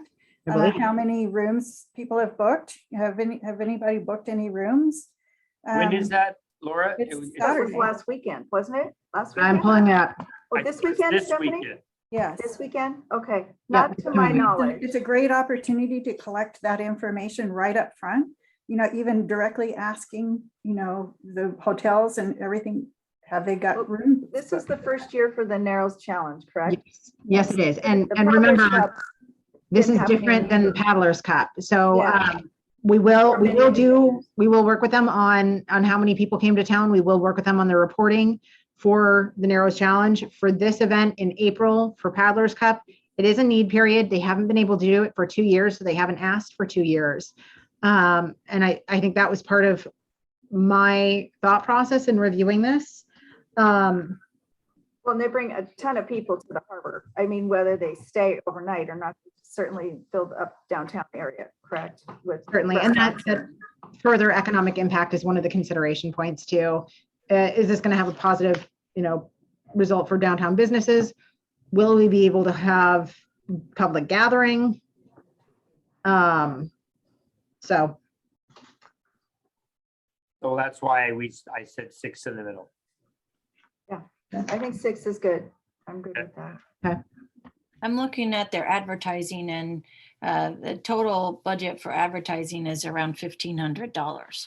So that's something for me to consider in terms of, is maybe they don't even really have to advertise this because there's so many people that are already familiar with the event. But certainly I would support $1,500 for advertising, maybe up to 2,000, just to help make that happen. So $2K for advertising would be your award, yeah? Yeah. Okay. Any other alternate awards? Nada? Okay. We'll move forward to the Narrows Challenge, and I think we've already started to chat about that.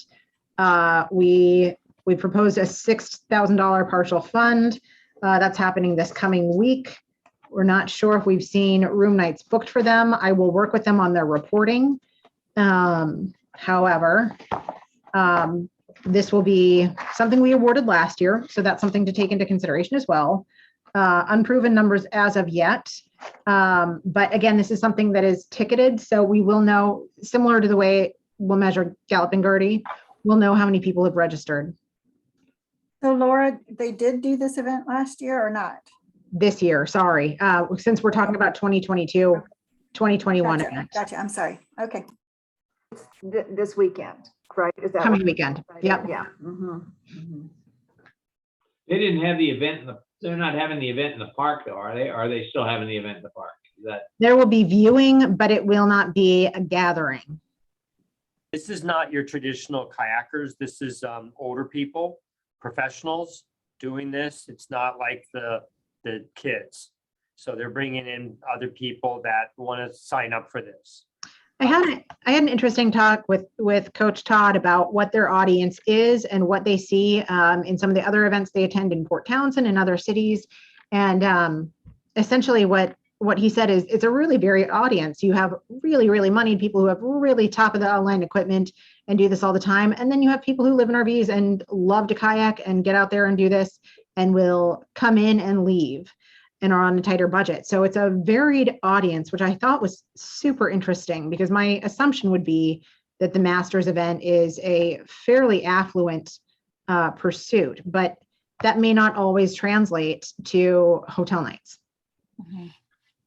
So one thing I wanted to note was that the top of the grant application said 16,025. The budget in the application says 9,000. So I think that's important distinction to make. Good catch. Good eye. So, so I see the 16 at the top. So where is the 9? So if you go down, I don't know which page, it's at least page 4. And in their budget, their itemized budget, It's second. page 3. it says Gig Harbor Tourism Grant 9,000. 9,000. So I Wow. addressed that with them when they were making their presentation, and he said they based the 9,000 on what they were given for this year. And that the 16 was probably a mistake. Does anybody remember exactly what he was saying? I think that's what he said. Yeah. I know their application last year had that hiccup. So, I think their application last year was for 10, and we ended up giving them something like 8. Yeah. so they're really asking. So they're really asking for 9. Yeah, although That's what their they're- budget says. Right, and their notes say they can't, they want full funding as per the budget, but the budget is projected expenses of 16,025. So I think that's a tough call. Yeah. Right. Well, that means if we give them 6, then they're getting close to the 9. Yeah. So But there again, are you hamstringing them by giving them only 6 when what they need is 10,000 more than that? Do they have other potential funding sources? I mean, to make it? yes, looking at their budget, they have a local business sponsorships at a tier 3. They have a tertiary sponsorship and a secondary sponsor and a title sponsor, which turn out to be right around, let's see, like $4,000 or $5,000, plus the registration fees for a total of estimated at 80 times 35 each for $2,800 in ticket sales. So there are other forms of income. I don't know who their title sponsor, secondary or tertiary is, but that's something to consider. Yeah. Any thoughts on alternate awards? Or is 6,000 something we're comfortable with? I'm fine with that. Okay, I've got a thumbs up from What John. did Janae say? Janae said 8,000. Okay, well, let's leave it at 6 for now. Okay. Keep it simple. Okay. We're going to move forward to the Peninsula Art League's 2 application, both the Open Juried Art Show and the Summer Arts Festival. Together, they've asked for $10,000. We have proposed a half fund at 3,000 for the Open Juried Art Show, and then the 2,500 for the Summer Arts Festival. I will let you know what Janae proposed for each one, which is 3,000 for the Open Juried and 4,000 for the Summer Arts Festival. I'm good with both of those. I would like to just add that, I mean, their Summer Arts Festival, I know we haven't had it for 2 years, but it's awesome. And I would absolutely support full funding for that. And their open show is on view right now at the museum. So anybody that wants to come see it, come on down. And it's quite lovely. They work really hard at it and do a great job. Are the paintings for sale? Yes.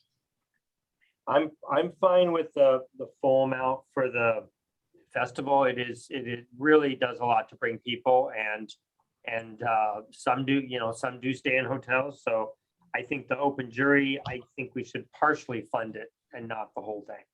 And that's why I put the 3. So, but I would raise 25 to 4 on the festival, and then do the 3 on the other. Okay. That's I okay. with agree. that? Okay.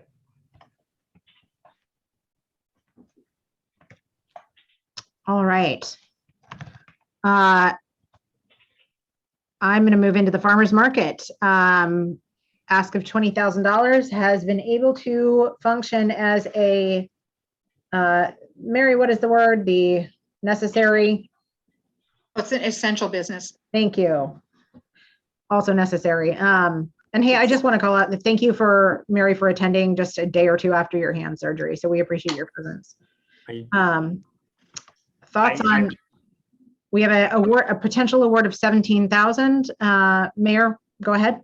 I'm just, it's something that's hard to do, and they got really creative, and they worked really, they're sorry, but their butts off to make this work. And I'm incredibly impressed.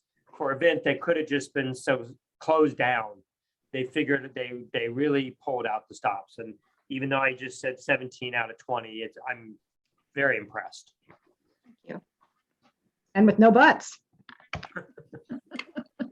Impressive. What has gotten into you today? I'm so sorry. I have no idea. Apologies to all. All right. So any other alternate proposals for the farmer's market? And I'll read Janae's as well. Janae has $15,000 for the farmer's market. Mary, just really quick, have we done usually 5? You've only asked for 5 before, right? Is this bigger than last year? No, it was 20. It was 20 last year? It was 10 the year before. Okay, maybe it used to be 5. See, I'm going back in time. I think, That would have been quite a Yeah. ways back. Yeah. Well, let's leave it at the 17 for the moment. Okay.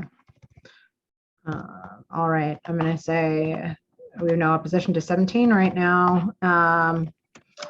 Heading into the Gig Harbor Film Festival 2022 festival, ask is 20,000, proposed amount is 16. I guess one reason why I didn't do the whole 20 is I feel we've been, I hate the word generous because they've done a really good job, but I think we've worked hard to fund them in previous years, and there were some gray areas, and we were supportive of them. We did that with other people too. So I'm trying to spread the wealth and not to, if I fund it all the way, then maybe someone doesn't get any of it. I don't know. Yeah, and it's a great event, but let me tell you, to have all those rooms blocked and booked, and then you guys cancel again this year, that was really hard. I mean, that just kind of was the fun. Yeah. We don't put that on the film festival. We know it was a really terrible way to go. I mean, they were affected more than anything. Something though, could we have done something, you know, again, it goes back to what could we have? That's all, because we funded a lot the last year and the year before too, so, and I'm not sure. if And all that- that's a very fair, we have funded for 2 years, you know, items where the event couldn't take place. So that is a fair observation. And I'm just gonna quickly come to a sum of what we've proposed as alternates. You know, I know that talking to the film festival over the last year and a half, they had some alternative ideas that I wasn't very supportive of. And it was like one of it was a movie in the park with one theater, and I really wasn't for it. And I think they listened to us and they went back to their original plan of the theater, many movies at the same time. And so it was a struggle just to survive. And so I think they listened to the city as far as, you know, we need to keep this the big event it was, and not try to scale down too many years. So I think it's important also to consider that their ask of 20,000 is only 13% of their overall budget. So percentage wise is considerably less than many other applications that we are looking at. So it's not like they're saying, gosh, you know, you don't fund it, we won't have a festival. And really, who could control COVID? You know, I mean, it's very hard to, it was hard on all of us, absolutely. But it's tough to go to all the time and expense and thought to put together an event like this and then have to cancel it. I mean, we went through the same thing. But I do think that absolutely, I think that 16,000 is a minimum. If we could do more, I think we should. So. Well, that goes with any event though. okay, let's leave it at the 16, and then Laura, let's see how you're gonna do your magic to wrap this whole thing up. So we actually came out to 123,100 with the alternates. What I did here was I took the median of what we said for the Harbor Wild Watch Award. Stephanie, you had 15 or more. Janae had 6, Sue had 10, and I put it at 12. This includes going up to a full fund for the Summer Arts Festival at 4,000, the Gig Harbor Film Festival at 16, Farmers Market at 7, no fund for Metropolitan Glass. Wait, I'm Did sorry. you I mean have to go 7? A little slower. I'm so sorry. All right, I've reallocated $1,000 more for the History Museum in this, and $1,000 to the boat shop based on want. So I'm gonna just hold on for a moment. I'm gonna add in that 1,000.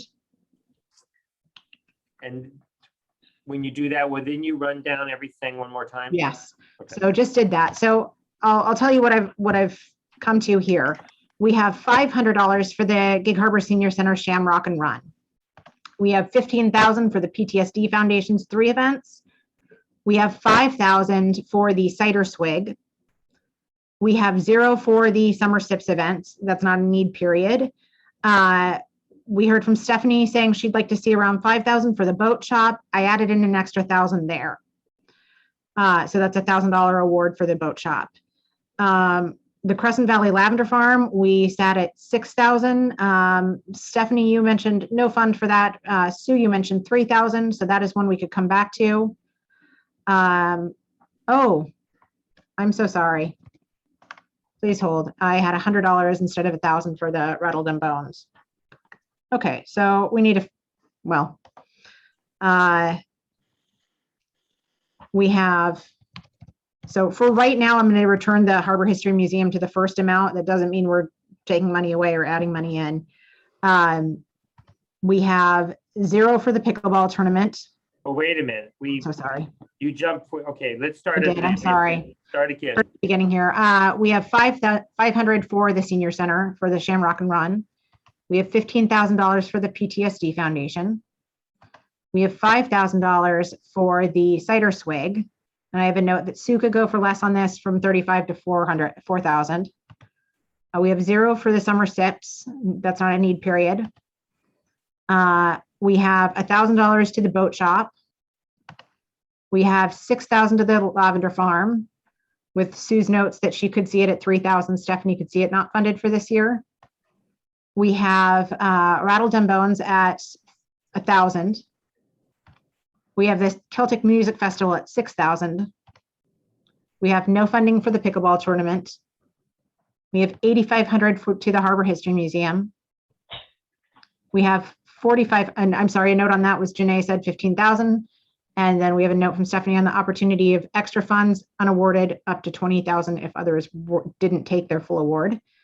And again, mechanism on that, I'm not quite sure about.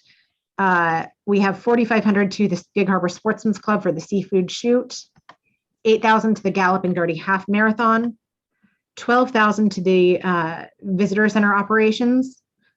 And that's an amalgamation of Stephanie's 15,000 or more, 6K from Janae and 10 from Sue.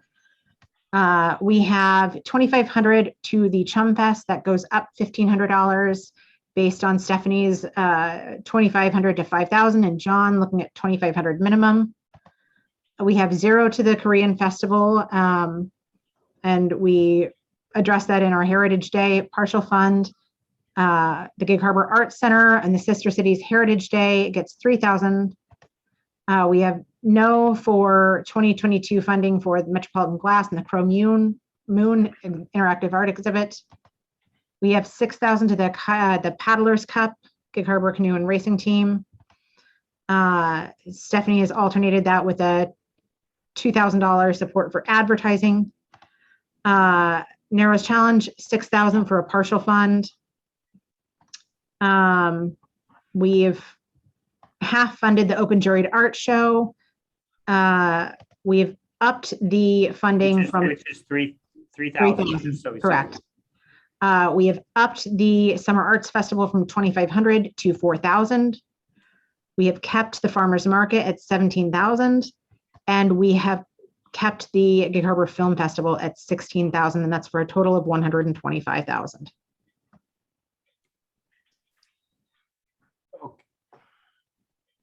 For some reason, I'm getting 127. I'm doing it in Excel right here, so I always trust Excel more than I trust myself. Yeah, same here. Stephanie, I have 125 as well. Oh, okay. I And then must really have quick, is the extra. 5,000 on top of, then we have additional, that extra 5 that we have, or is that included in here? That's included in the 125. The new events. Okay. Right. So, okay. Well, that's included in there? Yeah. Okay. Okay, so let's go back to the few areas that we had kind of the biggest Variance. yeah. Okay. I'm going to pull those up. That's the cider swig. Sue, your input was from 35 to 4,000. We awarded 5. The ask was 7,500. To note, we did award them 0 for summer sips though. So their total ask between those two events was 12,500. And we awarded 5,000. Remember also that they have the Gig Harbor Senior Center, Shamrock and Run, and we awarded 500 there. So there's that. I think the other large variance we had was the Lavender Farm. Sue, you said 3,000. Stephanie, you said 0. Their ask was 16,100. The award amount was 6,000. Okay, I propose making that 5,000 for the Lavender, so 1,000 less, and adding that 1,000 into the History Museum to 95.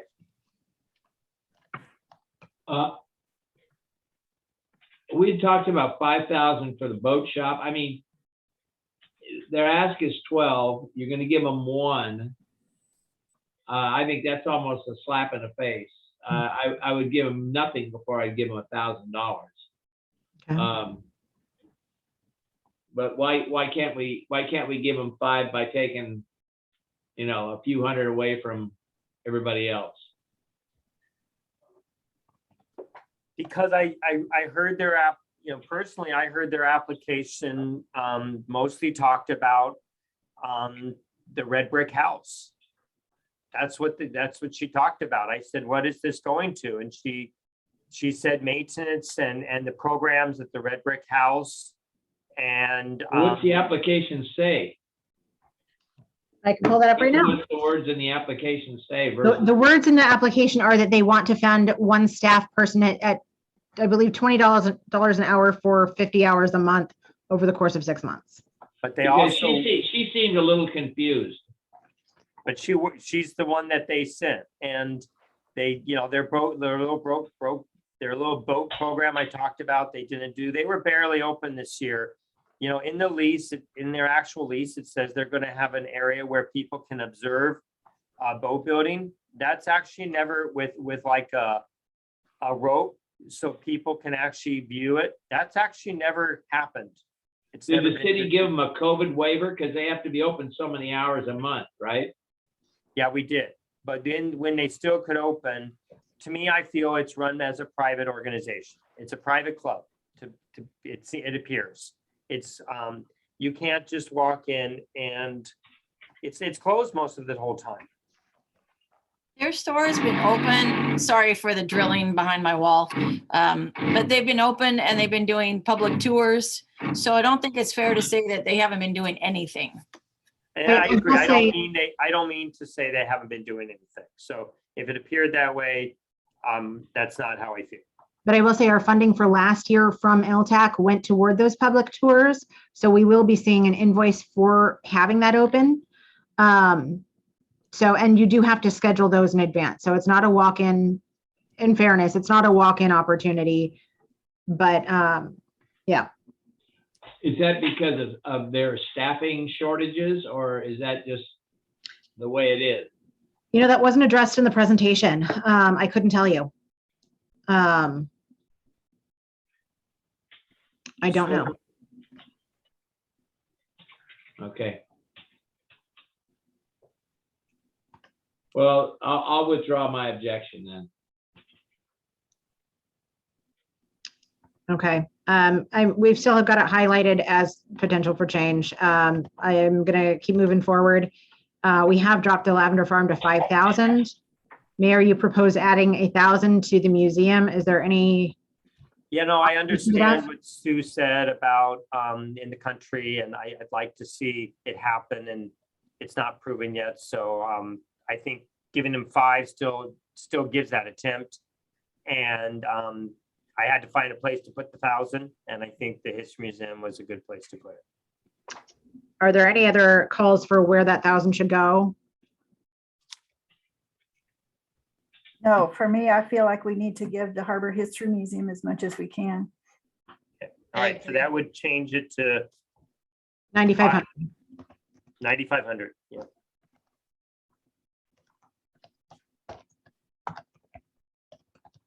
Where was the other? I don't see any other concern, not to say not concerned. Well- but Variances? yeah, We had the 15,000 for the Scansy Visitor Center.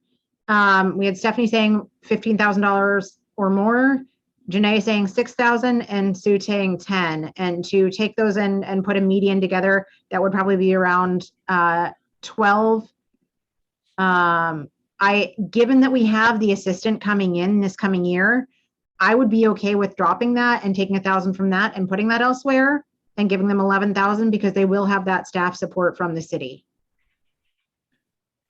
okay, well, how about that? I understand I understand John's point of a slap in the face, though, getting back to the boat shop. And then I hate to say, no, okay, we won't fund it all, then it's not a slap. So, if we tell them, we encourage them to try to be open as much as possible, maybe make it so there is a viewing. Maybe we put the boat shop at 2,000, and then we drop the, what did you say? We dropped the Visitor Center. to 10 or to 12? I had it at 12. I just dropped it to 11 and allocated another 1,000 to the boat shop for 2,000 there. Okay. We I could think- drop it to 10 and put 3,000 in the No, boat shop. let's do 2, but I'd like to see that they do more displays of their word. So But yeah, so let's do 2,000 for the boat. How much is attendance at the boat shop going to be impacted by the construction that's going to be going on? Is it going to be accessible? It will, that won't start until March 1st and will go through midsummer, I believe. Oh, it's a mess right now, isn't it? Yeah. Yeah. Well, it's accessible now. I mean, the road is open. And they're gonna have that buttoned up here shortly, but once the project starts, yes, it's gonna impact the boat shop. Okay, Okay, so we've got the boat at 2. okay. Chum Fest, we upped it from 1,000 to 2,500. Based on John's input of 2,500 minimum, Stephanie's want for 2,500 to 5,000. Any allocations there that we see? Which one was this? This is the Chum Fest by Harbor Wild Watch. Right. And I do feel, in her application, she says the event is going to take place either way. It will just be scaled back and won't be expanded. I'm okay with that. I think 2,500 is fair. I think it's a great, as you know, pun and a great cause. And it really thematically ties in with what our city is doing right now on the Native Honoring Project. So, Well, and they can work to get sponsors. They can, and that's a half fund. So they asked for 5, it's 2,500. I feel like we're on good ground there. With the other points of contention or points of variance is the Paddler's Cup. Sue mentioned 6K was good. Stephanie felt like the ad dollars were too low and she was okay with allocating $2,000 to advertisements for the Paddler's Cup. And as we noted for Narrows Challenge, their ask wasn't 16,000, it was actually 9. So we did give them 2/3 of their ask on the Narrows Challenge. For the Paddler's Cup, we've also awarded 6,000. Any thoughts on the variance there, or does anyone have a reallocation suggestion for anything there? You mean to take something away and put it somewhere else? Yeah, I'd like to take 100%, them yeah. away and give it to the History Museum. Thank you, Jenny, but you don't have to. Well, I do. I mean, I'm really concerned about the 20 heads and beds for a funding of $6,000. It's just a large amount, and and plus they charge an entrance fee. So they do have some income for these 2 events. So. Is there any other support for that reallocation? I don't have any problem with the numbers for the Canoe and Kayak Club as they are, personally. So whatever you guys decide. Why don't we drop both of them down to 5,000 and allocate the 2,000 to the museum? That's what I had originally had in my estimate was 5,000. Yeah. I go along with that. Okay, so We you're start a saying, bracket next year to see who gets closest. so you're saying for for the kayak thing, both those at 5 and take that extra 2 to bump up the museum to 11.5. Okay. Will you open another day for us then? Yeah, actually, I was going to ask you, Sue, in your opinion, which day would you, because we could probably do like right now we do Wednesdays for school groups and other groups. We've had some requests for Sundays, but sometimes it's just dead. So What days do you open? we're open Thursday, Friday, Saturday, because our visitor stats tell us that those are the busiest days. Well, in the summer, Sunday, I mean, even Tuesday, Yeah. would have been really, really good because it was just people wanted to go there, but it's like, okay, Well, we and want if they're them- only here- Yeah, we want them I've to got a come. meeting Yeah. 10 minutes ago. Yeah, and Sorry. I can assure you that for sure by next summer, we certainly will be open at least another day, if not Good. 2. So, Right. yeah, Good. Thank you. Yeah. Thank yeah, you. absolutely. And we are cutting that sidewalk this year for sure. So for the public. Okay, Okay. $33,000 for that. That's how much it costs. thank you. Yeah. Okay, so that All right. sounds good. So we have 11.5 for the history.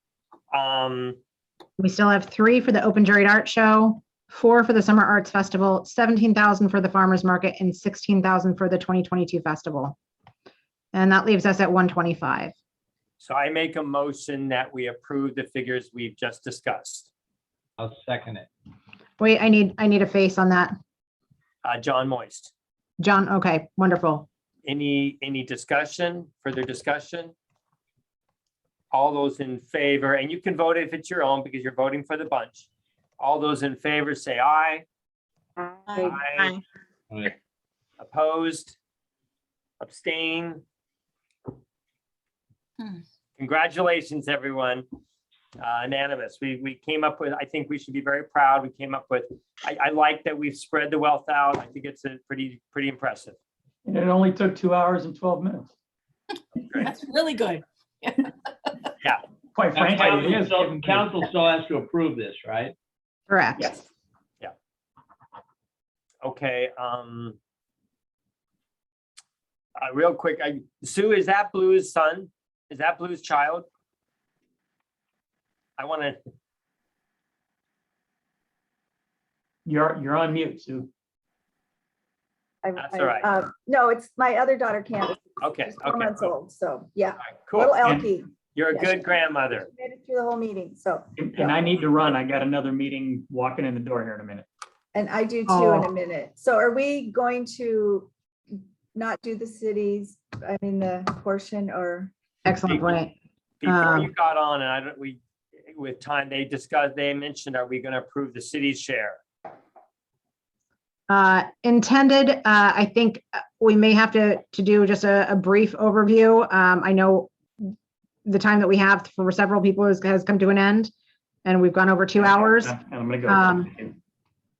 It is submitted to you all in the packet, so it's there for review. Let me know if you don't have it.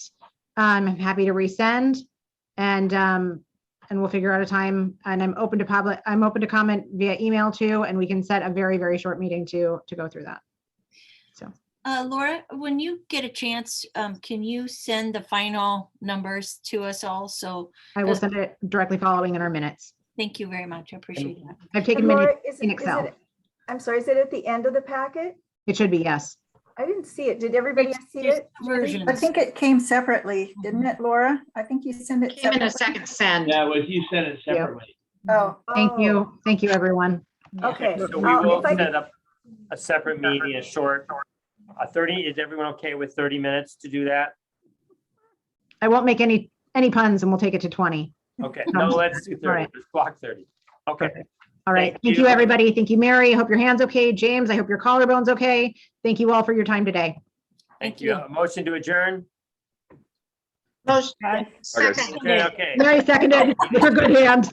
Thank All you right. all. Thank you, everyone. Thanks, everybody. Thanks.